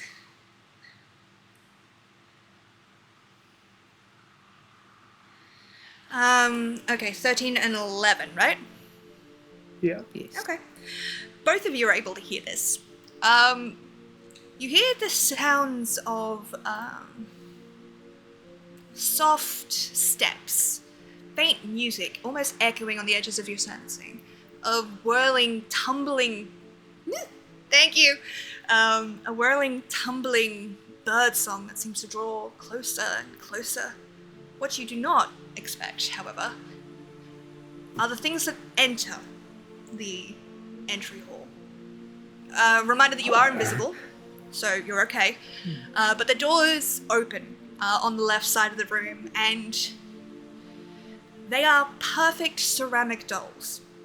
Elegantly crafted, much like the ones outside, but these ones, where the ones outside had some form of, like, humanity to them, these ones are smooth and fluid, that speaks more of inhumanity than reality. They're dressed in these opulent red uniforms, but in a way that kind of denotes ornamentation rather than actual usage.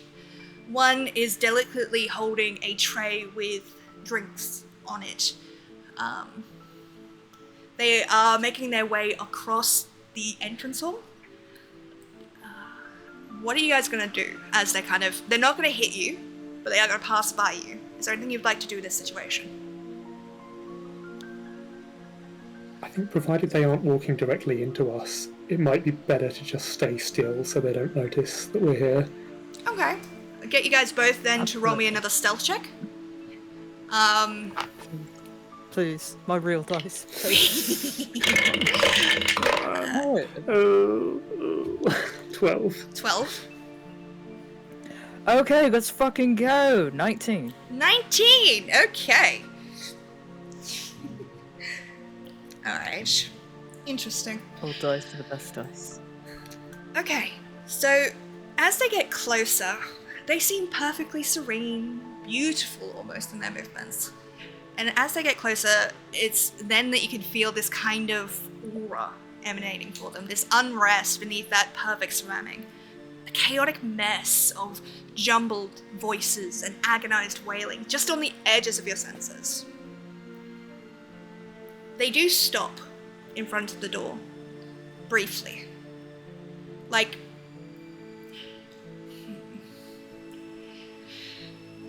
this is gonna be a reference, but it perfectly fits what I'm talking about. The episode of Doctor Who with the machines on the ship, the like revolutionary France on a ship. Do you guys remember that one? I think it was. It's with Tennant and a queen and all that. It's old.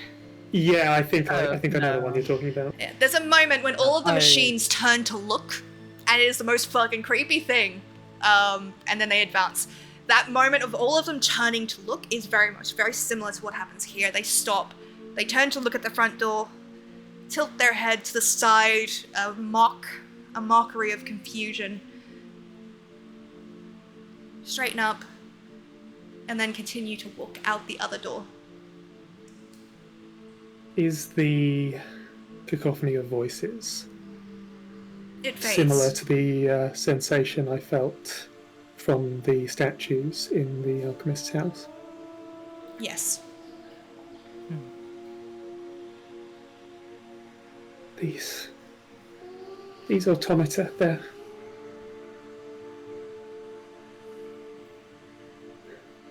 they're full of people's souls. Yes. We need to help them. We can help them by finding what we're looking for. Yes, I hope Sorry, so. 1 second.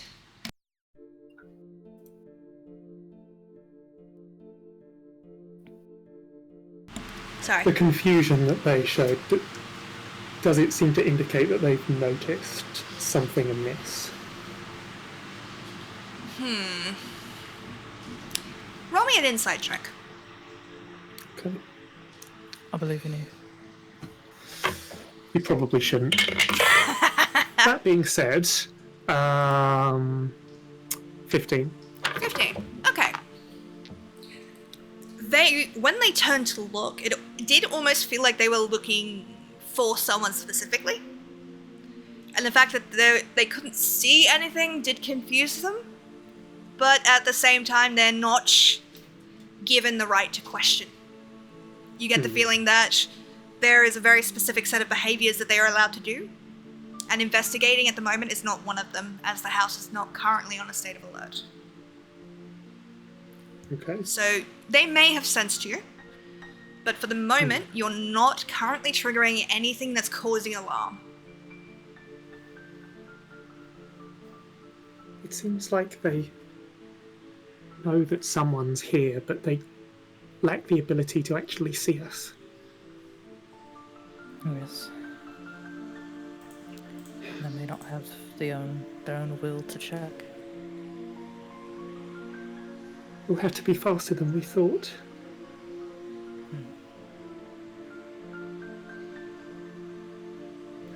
We should move. This sound of birdsong, where did it seem to be coming from? It appears to be coming from something that they are wearing. Okay, so it's coming from them. Yeah. As it has faded as they've left.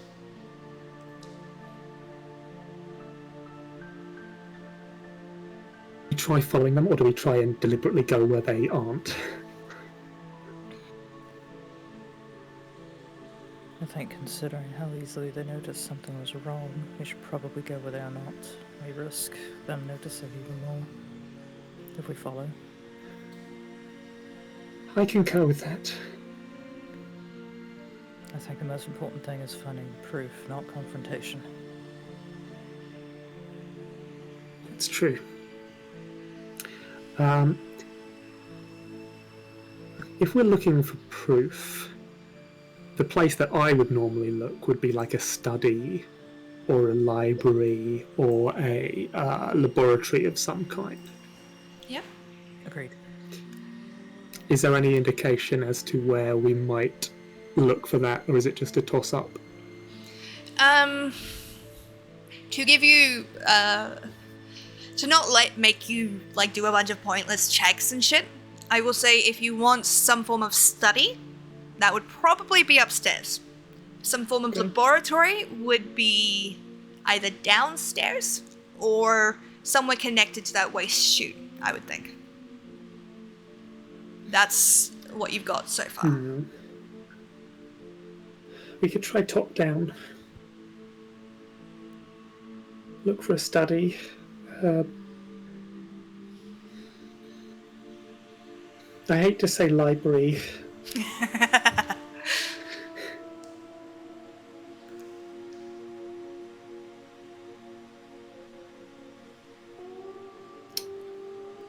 What do you think?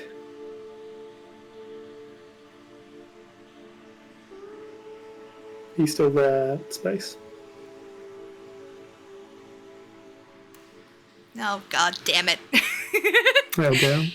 Oh no, Space, why? Why did you leave us?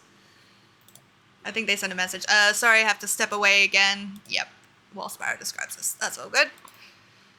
Okay. Do you mind if I make the decision to go upstairs then? Yeah, that's fine.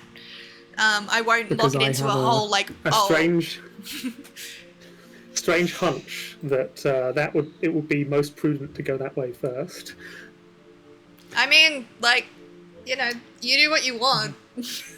Yeah. It would be a lot easier if Umbra was here, I'm just saying. Yeah. It would be, but welcome back. Thank you. Yeah, the poor thing is really sick. So I'm not mad, and I'm not trying to make a dig. Yeah. It's Yeah. just There are certain parts of this place that can't be explored until Umbra gets back. Yeah. Yeah. Okay, let's try and look for a study. Okay. Perhaps. Okay. So, important question. Are you going to go up the grand staircase in front of you, or are you going to try and find a different way upstairs? I think we try the staircase. I mean, we're still invisible. Okay. I think so, and just be very careful with our steps. Okay. So, do you go up together, or do you go one by one? think it would be easier if I we hate did this. together. I hate the Time on- specificity of this. Wait, what if? This is probably not gonna work for so many reasons, but what if Theala carried Jasper? Okay. Just piggyback. Good. Okay. I would get you to make I me a could strength try. check. Because Which is Theala quite is exactly funny. fuck all. Jasper only weighs 42 pounds. Yeah, but Theala is a waif. That's true. Theala has a -2 to strength. They have very noodly arms. You'd be better off the other way round. Possibly, yes. Either that, or we could try to go together and like time our steps. I so mean, that it's in time together. wide enough that you could walk side by side up. So if that's what you want to do. Otherwise, you can definitely try and pick up Jasper and carry them, or Jasper can try and pick you up and carry you. It's up to you. Just tell me what you want to do. As someone who loves fucking around and likes finding out almost as much, I am inclined to say that Sparrow is just trying to psych us out, and there's nothing wrong with both going up the staircase at once. Would I do that to I think you? so, yes. Would I do that? Really? On the Would day of Sparrow our... do that to us?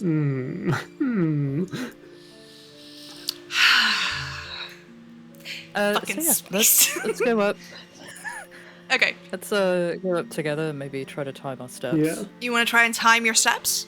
I would say that's a dexterity check then. Just to time your steps correctly, because that's a bit of a difficult thing to do. But on... What would you say the benefit of timing our steps would be? Less opportunities for extra noise. So it's only like one. I will Instead of- remind you that you are invisible to each other. So Yeah. I will say that you can do. that's I will let you right. do a dexterity check for this, and you guys have been teammates for long enough. I'll let it slide. I just want to point out to everybody in the audience they are both invisible, and that's why I'm asking for a Let's dex try check. Let's try it for fun. For Okay. funsies. Both of you make me a dex check. If you're within 5 numbers of each other, I will say you're able to do it. Okay. Interesting.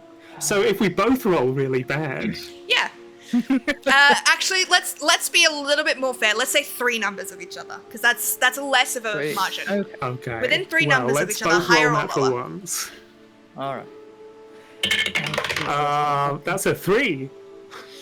Yala? It's a 4. Yeah.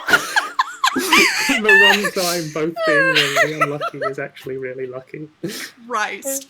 Okay, so despite the fact that you're both invisible and cannot in any way communicate this to each other, you both step forward with your dominant foot and press down on this golden staircase.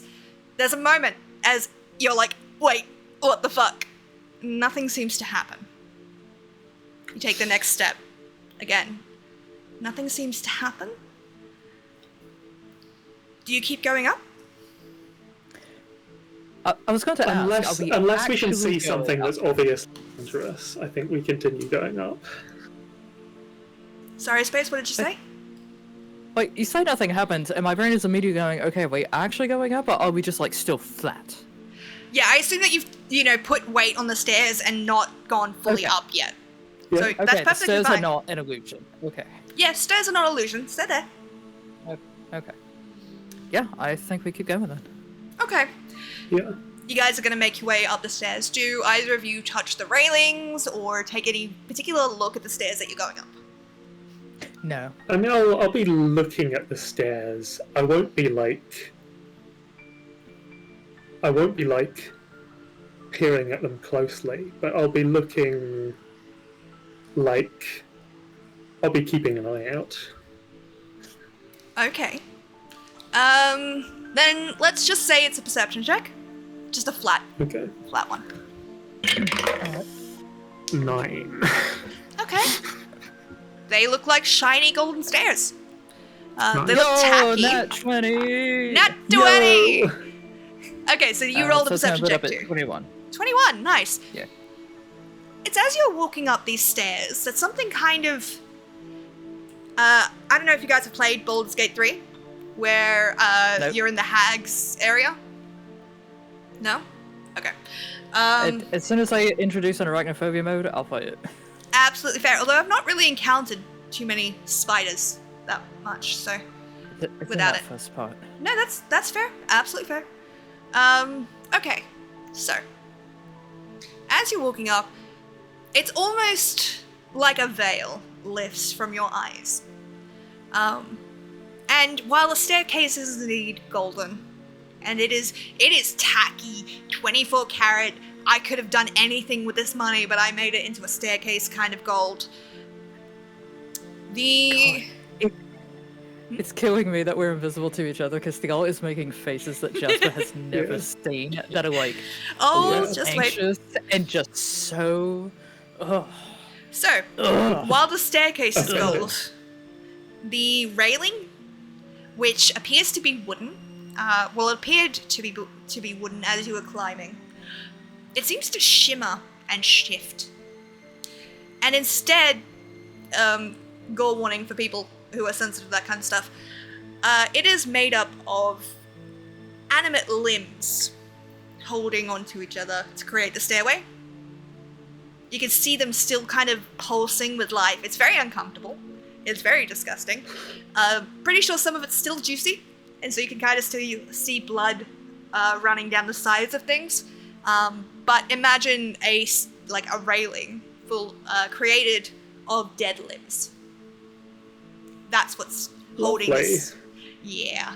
That's why I asked if you guys touched the Only the railings. Fiala sees this at the Only moment, Fiala right? sees this. Yeah, no, you're Okay. You think it's just like tacky embroidered gold wood Yeah. up to this point. I Fiala, wouldn't be holding the railing anyway because I'm trying not to touch anything, just sort of in general. yeah. But I'm yeah. Theal's not like touching the railing at all. They weren't to begin with, but like completely invisible. Jasper can hear next to him like. Oh god. Is something wrong? No, keep going. We have to move. Okay. You get to the top of the staircase. For you, Fiala, the illusion is now broken. You can see it constantly. Like, it does not revert back to its wooden itself. It is this constant kind of thing. And where the gold and ornamentation was tacky before, the mixture of these things is very much unsettling. You very much don't want to be here. And that urge to leave is getting bigger by the second. What time is it? Oh, if only we could use this as proof. Yeah. I reckon it'll be a few thousand more years before someone invents a device that can capture light as an image. Photography. Photography joke. Okay. So, given that I am ill, we've got about 20 minutes left in this session. So, Okay. we can either continue, or we can call it here, with the discovery that Verilius cares so little for the people that he has abducted that their non-useful parts are just turned into furniture. Very Samichi of him. Or we can push ahead a little bit. I don't mind either way. Let's continue Well, until we can get to another potential cliffhanger. Okay, yeah, sure. Yeah, I was gonna say, at the top of the stairs, can I look and see if we are, like, obviously being watched?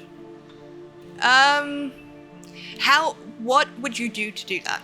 Are you gonna try and sense it magically? Are you looking for guards? No, I literally just invisibly turning my head one way and then the other, very obviously. Okay. There do not Is appear to be anyone any guards. obviously watching? No. The house is relatively empty, Then- from what you can see. Okay, I'll just go to quiet. Jasper, you didn't touch the railing, did you? No? Why? Good, it's bad. It's very, very bad. Hope. If I glance at the railing, does it still look like a wooden railing? I would say I would let you do another perception check with advantage now that you've been told there's something off about it. Okay. Just because it is an illusion and you do have to kind of pierce it. to see that. That's a 22.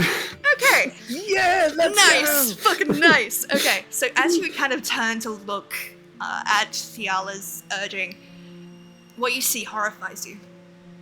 Again, limbs turned into furniture, and you can see that they still twitch and move, tighten their grasp, that kind of thing. There is blood, and it is quite an unsettling sight. Because you know that these all belonged to people that lived in this city, that were once...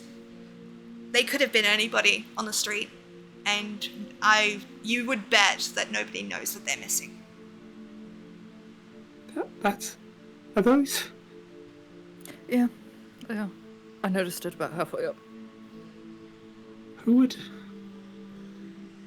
What do you think?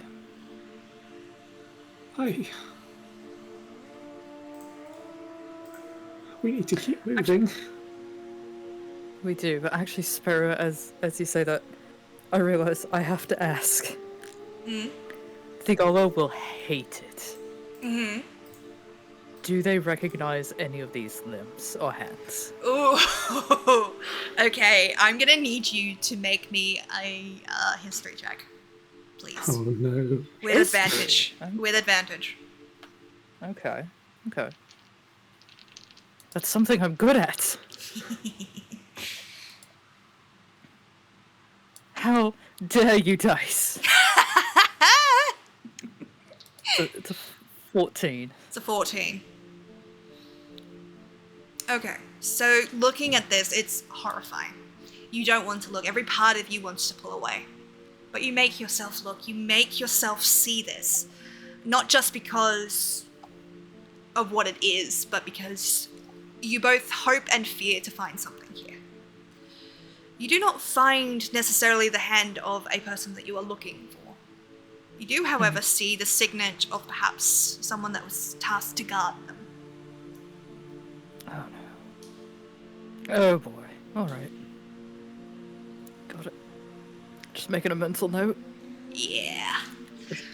Okay. I will give you the fact that the person you are looking for is not part of this amalgamation. That you are able to discern. However, someone that worked for them is. Got it. I am a horrible person. Alright, listen. You are, and I, Space, the player, love it. Okay, so there is a hallway left and right. It appears to be one that kind of loops together. So, which way would you like to go first? Or if you would like to investigate the Jasper, if you would like to investigate, see if you know anybody from the limbs, that's also a thing you can do. Oh boy, why not? Let's go. History check, my friend. With advantage? With advantage. Or, yeah. Don't worry about the message, Sparrow, that was just me making a note to myself. What? 16.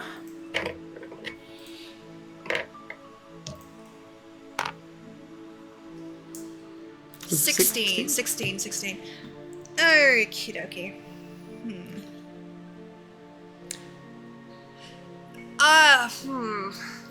With a 16, looking over these hands, it's a bit hard to tell, to be honest. There's no particular signifying thing. But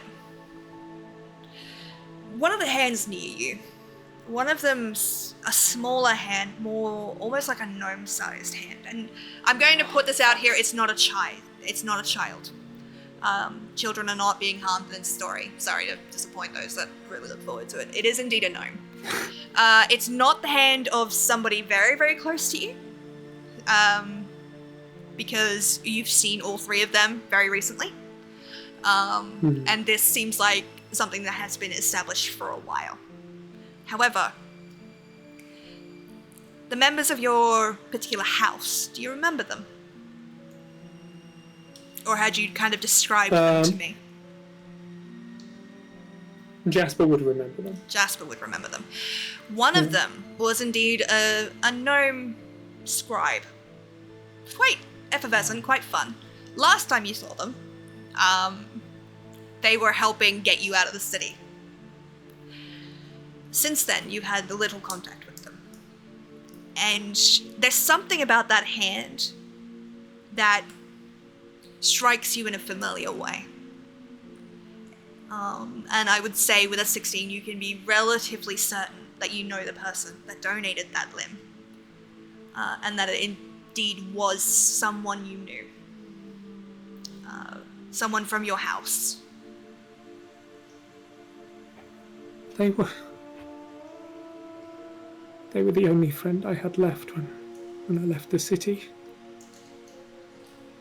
What? Someone new?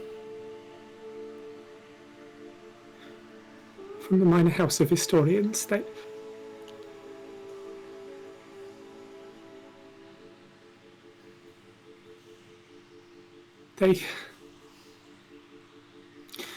They were the last one I spoke to before I left Talmyns. I'm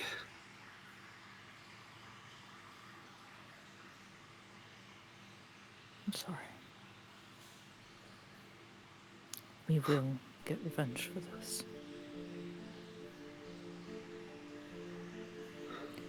It's also very good that Umbra's not out of the back to see this. But we will find the proof, and we will make him pay for what he's done.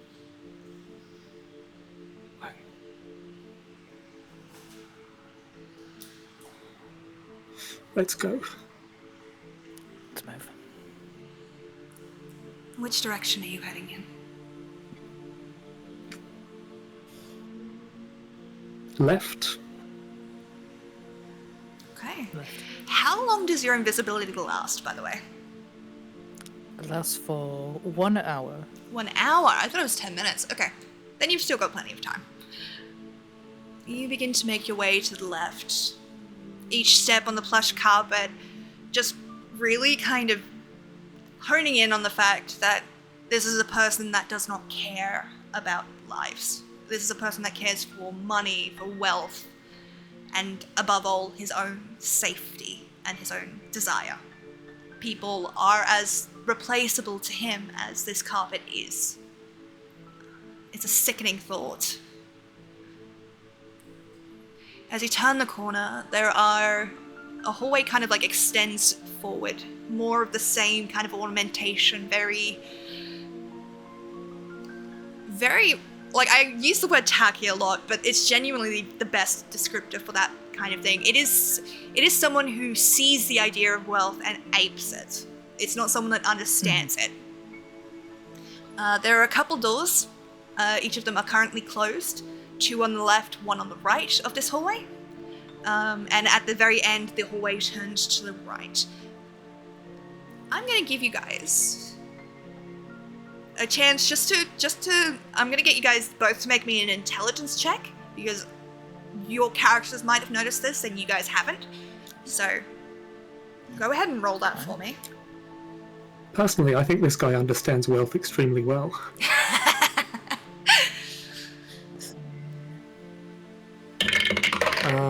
That's an 8. An 8? Okay. Say 10. 10. Okay. I am so freaked out. Nope. You guys are good. There's no additional information that I shall give you at this point. I You just may mean, like, come up with it on your own soon, don't worry. Yeah. I just mean, in character, Theola is so freaked out that they just... Fair. Very fair. It is a bit of a side thing. I think the audience might have caught it. I did describe the layout of the house. And something doesn't quite line up.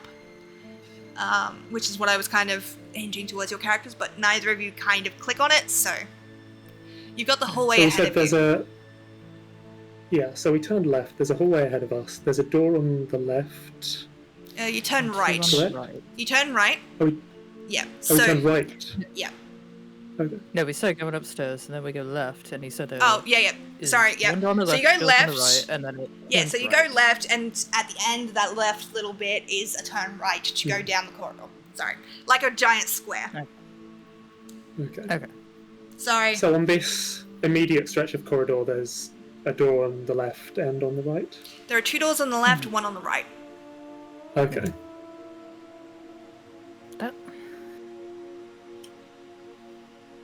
The study would probably have a window, so perhaps we should try one of the left doors.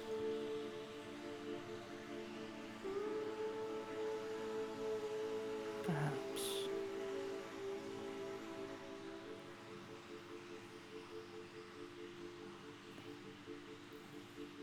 Which one would you like to try? The closest or the furthest? Let's try the first. The first one? Yeah. Let's Okay. try the first door on the left. Okay. So you guys make your way over. The plush carpet you kind of sink into it as you move. It's that very rich fabric kind of shit. I hate them so much. They're so annoying. And the door itself is antique wood. Very, very pretty. Very much dark stained. I was about to say embroidered, but that's not the word. Engraved, I think is the right word. Not quite. Inscribed, something. It's just got very pretty floral tree patterns on it.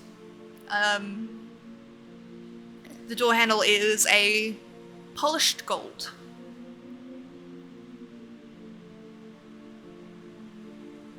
Cursory check the traps on this door. What check is that? I can't remember. I think I would normally make it like perception or investigation, but Yeah. Alright, perception. And if you're proficient in trap kits or like detecting traps, add your proficiency modifier to it. okay. I think this will just be a perception. Okay. 6. 6. No.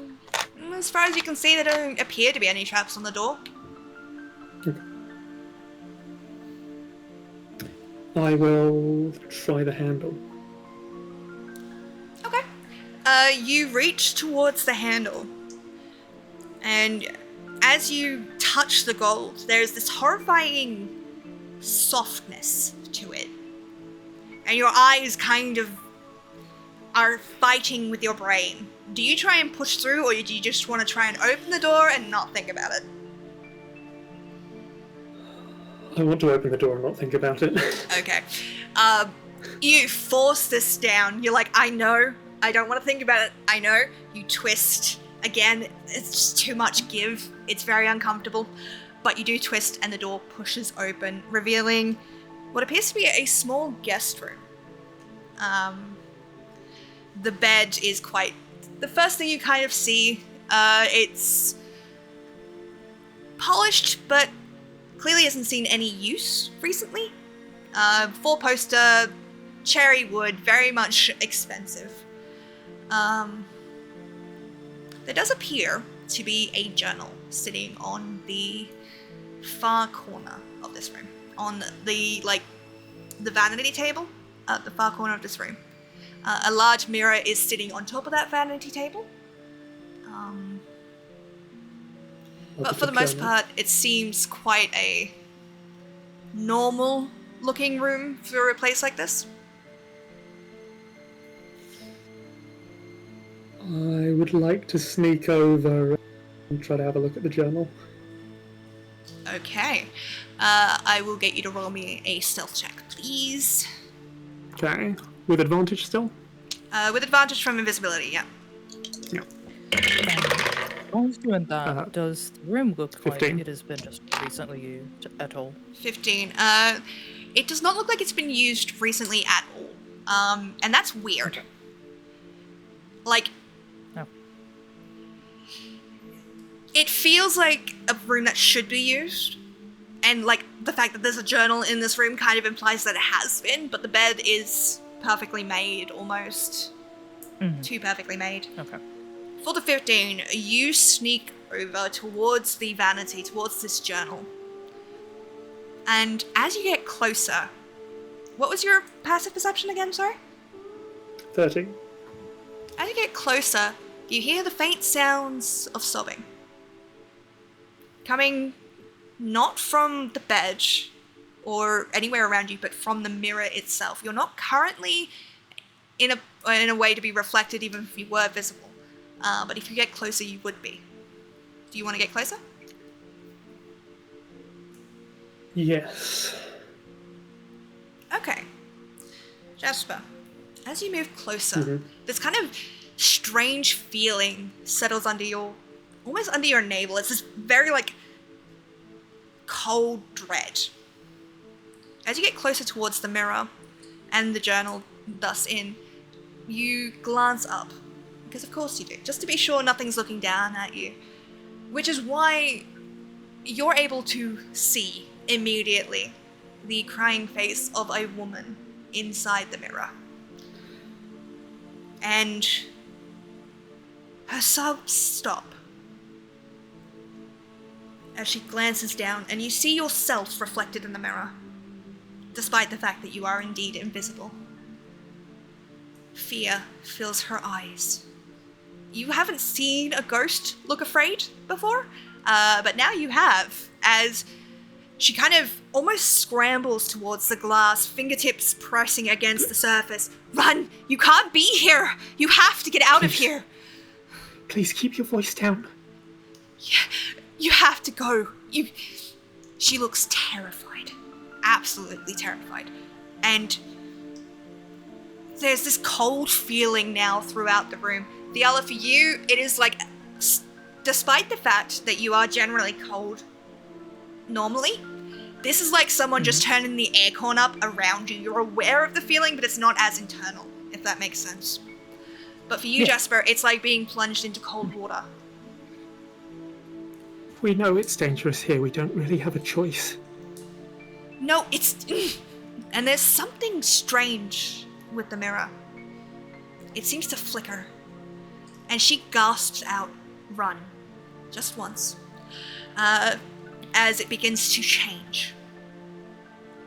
I'm gonna begin running. Do you keep looking at it as it changes, or do you immediately go, "Fuck this," and go? I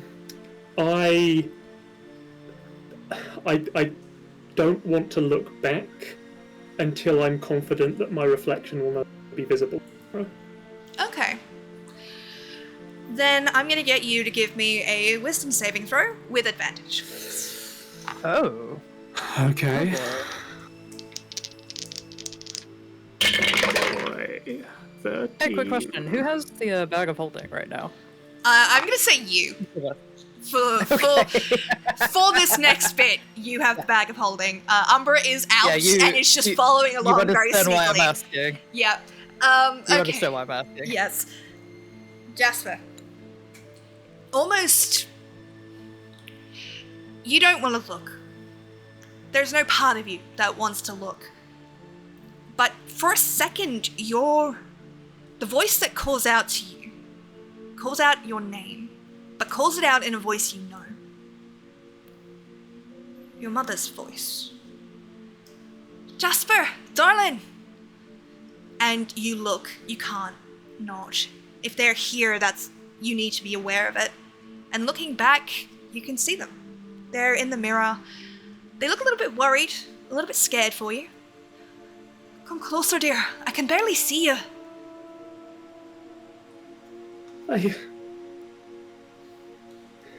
Is that you?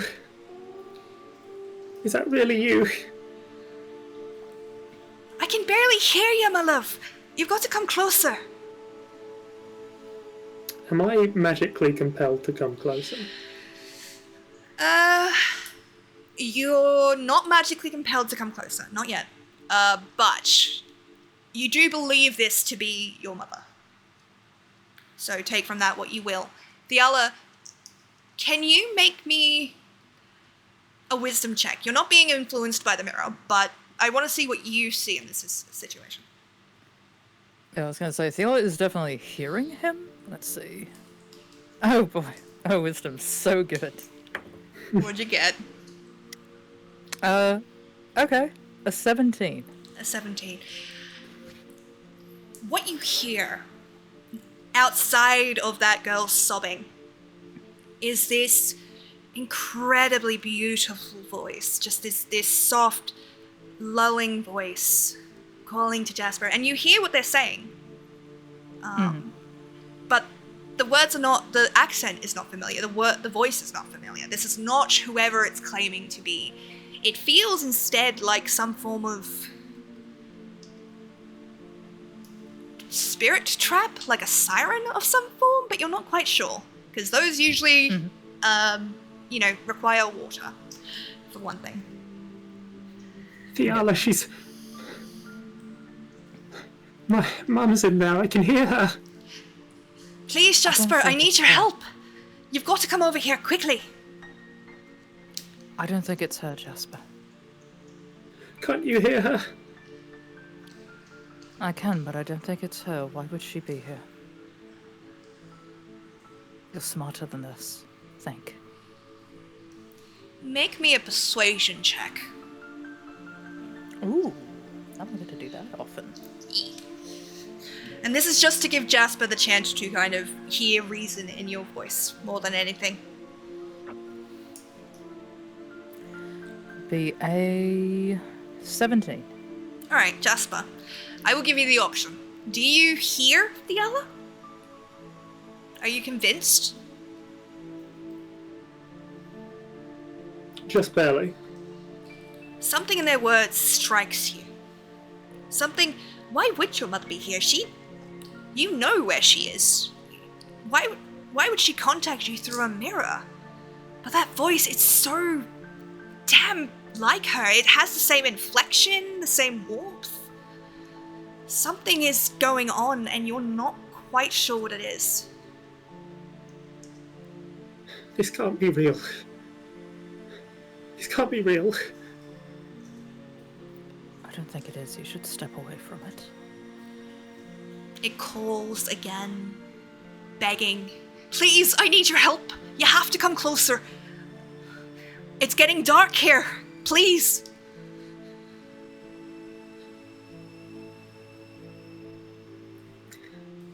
Mum. Do you remember my full name? Do you know your full name? Like, obviously you do. But does it flash through your head at that point? I'm trying really hard not to think about it.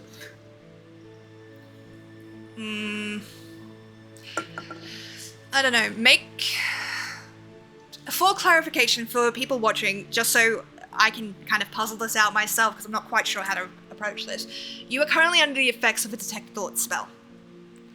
Which means if you think about a thing, whatever is reading your mind will hear it.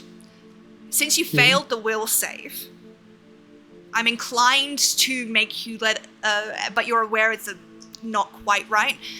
I'm inclined to give you another chance on a will save to hide this information. And then see what happens from there. Does that sound appropriate?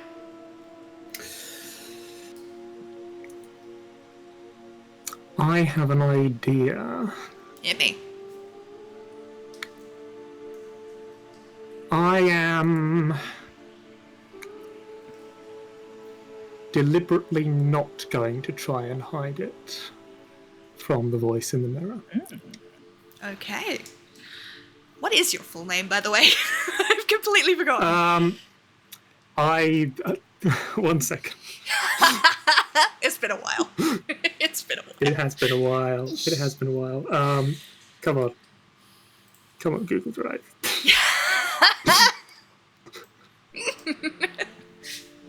Of course I know it by heart. Of course, yeah. Of course. Yeah, I just need to take a moment to do this unrelated thing. Yeah, musical Kowalski de Rollo III. But, oh god, you remember more than I do. So my full name is Jasper Jazzy Stripey Shortcake Chitter Chatter Greenhorn Tabby Inky Fingers Nessie Caithness. Oh my god! Seriously? That's the full name? Or are you lying to Yes. this creature? No, that is Jasper's full name. Fuck me. Because they were raised by gnomes, and Okay. that's how gnomish naming conventions work. I'm not even going to try and repeat that. I'm going to need you to send that to me. Because I've Okay. forgotten. But the voice does call it.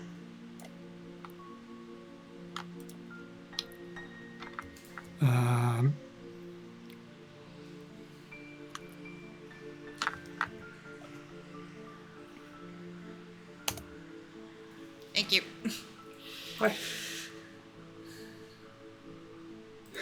Inky Fingers. I never told you that one. What? That's a name I gained after I left home. Of course you told me that one. We were just together. Why wouldn't you tell me your name?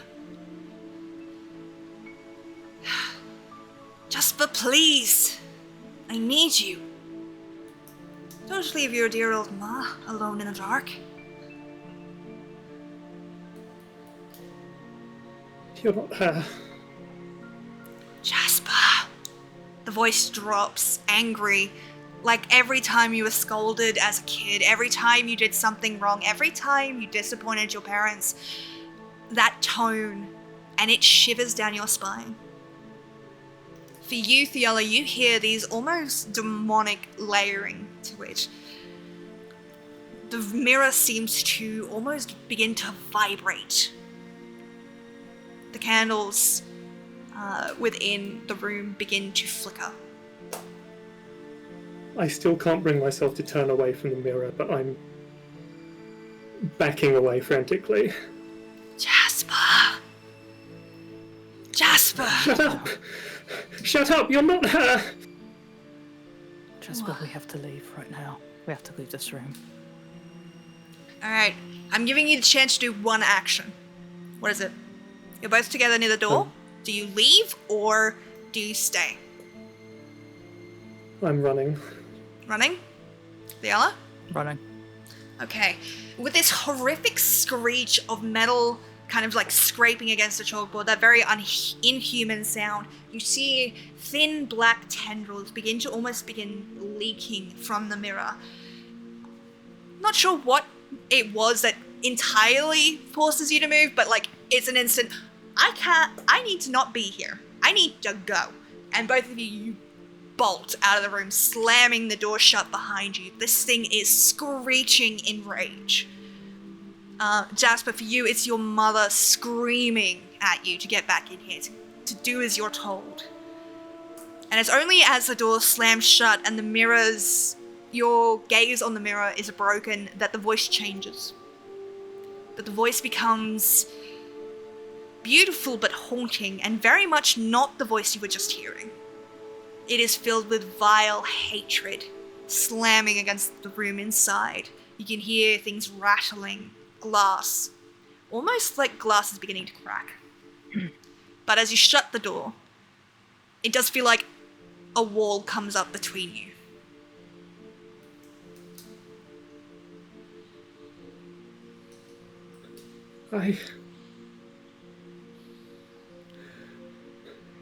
It really sounded like her. I'm sure it did. But it wasn't her. I'm sorry, Theala. No, it's alright. Just think she would not have said those horrid things to you after. That wasn't her. Right. Right.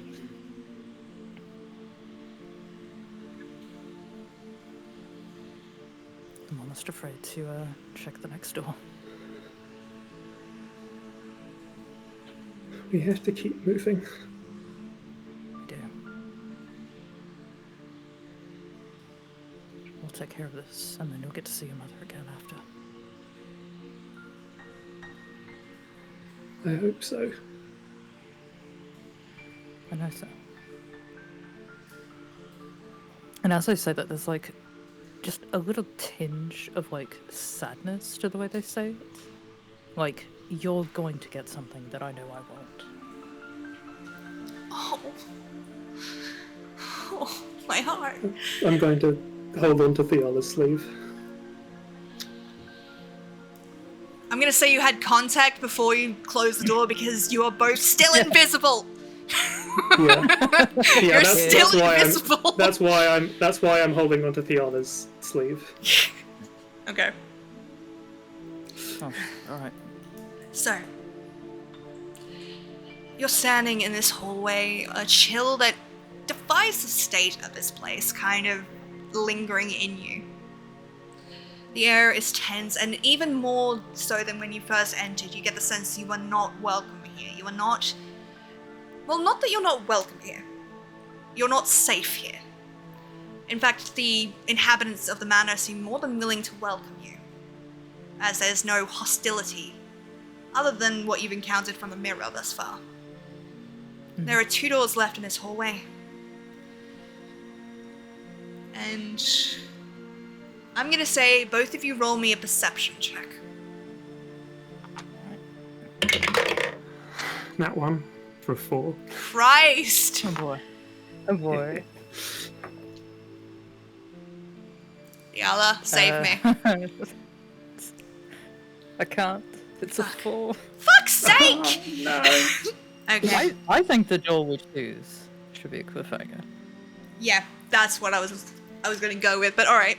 Which door? Oh, Yep. so if you're not gonna choose a door this time, or do you want to choose the door and then end it on when it opens? I think that could be fun. Okay. Yeah. Which door, then? Left or right? I'm thinking right. Right one? Alright, Yes. probably a larger room, so... Okay. You guys walk towards this door, a little bit shaken, a little unsteady. This place is clearly not, a good place to be. This door in front of you is the same antique woods, the same engraved kind of foresty pattern on it. The doorknob, that same burnished gold. Which one of you opens it? Yep, and I was gonna say, Jasper opened the last one, I should do this one.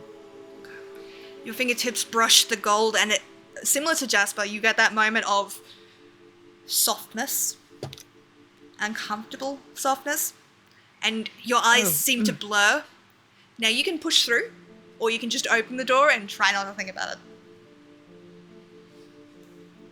I would just push through and not think about it. Love that you guys are not investigating. This is Yeah. great. Okay. Yeah. You push the It's door. probably flesh.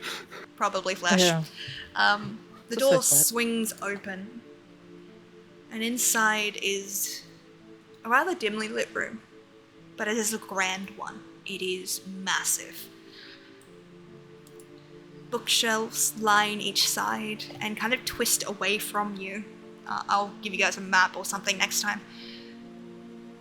The thing that catches your attention, though, is not the fact that this appears to be some form of library. It is that there is a burning candle a little bit further in, flickering light, that almost implies that this place is occupied. And that is where we're going to leave today's episode. Oh boy. Oh, that was fun. I have missed this. I have missed this so much. I also missed this. Oh man, let us transition back to this. It's so good that Umbra's still in the bag. I'm honestly just gonna say Umbra has just been tagging along, but has succeeded on like nat 20s on their stealth up until this point. They've been Yeah. invisible just like you. Because Umbra otherwise that is sets so up some shit. stealthy that Yeah. not even we know he's there. Yep. Sure. Oh my gosh, that was fun. I was picturing like, yeah, Umbra's still in the bag, otherwise they would have words, and Jasper and Theola got to have a little thing for them. Yeah, Yeah. It was cute. It was good. I'm sorry I'm putting you through so much hell. I'm not really sorry, but like, you know. Don't be sorry. It's character growth. It's character building. growth. Fuck yeah. Because we're both like the chronically like paranoid, anxious, horribly sad characters. We have to like take it in turns to be the reassuring presence. We do, and it's good for them to learn how. Yeah. It's important character growth, I think. Let's see. Okay. So that's gonna be it for tonight's episode of Taeves Tall Tales. It is good to be back. We'll be back with this Oh, in 2 weeks. What are you There's no taking in fucking turns? bad. Being adults. Yeah, honestly, yeah. Yeah. Yeah. Yeah. Taking turns about dice screwing us over. Yeah, that was That's funny as also fuck. true. Who should Oh yeah, I got we- a nat 20 on a fucking perception that didn't matter. I mean, that's how it goes. That's just how it is. Let's see. Dungeons and Dragons. Let's see who else is live in the Dungeons and Dragons thing. If I can find them. I have a +1 in stealth, so really, like, you know, Me too. it's not terrible, but like, you cannot trust a +1 in stealth to keep you safe in any stealth-focused mission. Yeah. Okay. I'm also looking at my sheet and I forgot I have advantage on stealth no matter what anyway, so. Because I've got Yeah, my cloak on. That's true. Nice. Very nice. Okay. I will figure That was out. good. Thank you, Sparrow. No, thank you Yeah, guys for that was playing. I had a lot of fun. Alright, let me just mute this really quickly so. Was that the first time revealing Jasper's full name on stream? Yes. I think it was, because I've never heard it.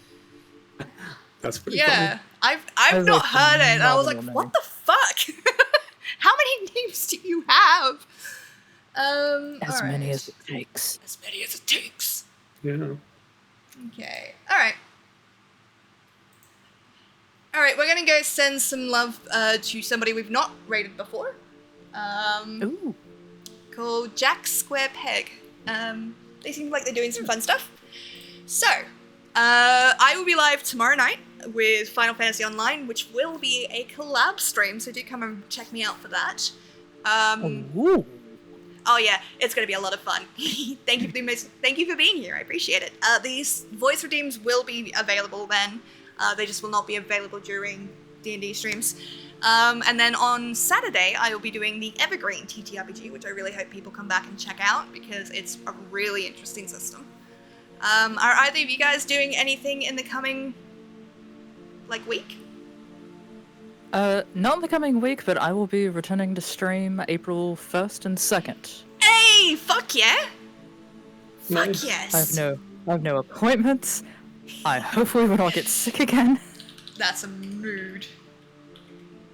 I'm wishing Gotta you a become a very normal and uneventful 1st of April stream. Please. Please. I'm looking at probably playing Ghost Trick for the first time, completely blind. I know nothing about it except that it's by the Ace Attorney people. Okay, fuck yeah. I'm excited. You guys have better check them out when they go live. Sage? I am going live in the sense that I am going now and I'm alive. You know what? That's Valid. good. That's better than most people. Valid. Okay. Alrighty. So, let me set up this raid. Oh, I just realized that April 1st stream is also going to be my new VTuber model debut. Hey, fuck yes! I cannot Oh, wait. yeah. I'm so excited for that. Alright, I have set us to the raid. So, thank you guys so much for watching. If you want to check out the Shitpost channel, please do feel free to join my Discord. It is perfectly free. Otherwise, make sure to eat food, drink water, take your meds, and do not, under any circumstances, lick the demon that you summoned to piss off your neighbors, because as we all know, consent is indeed consexy, and we will see you all in the next one. Bye! She said the thing, let's go!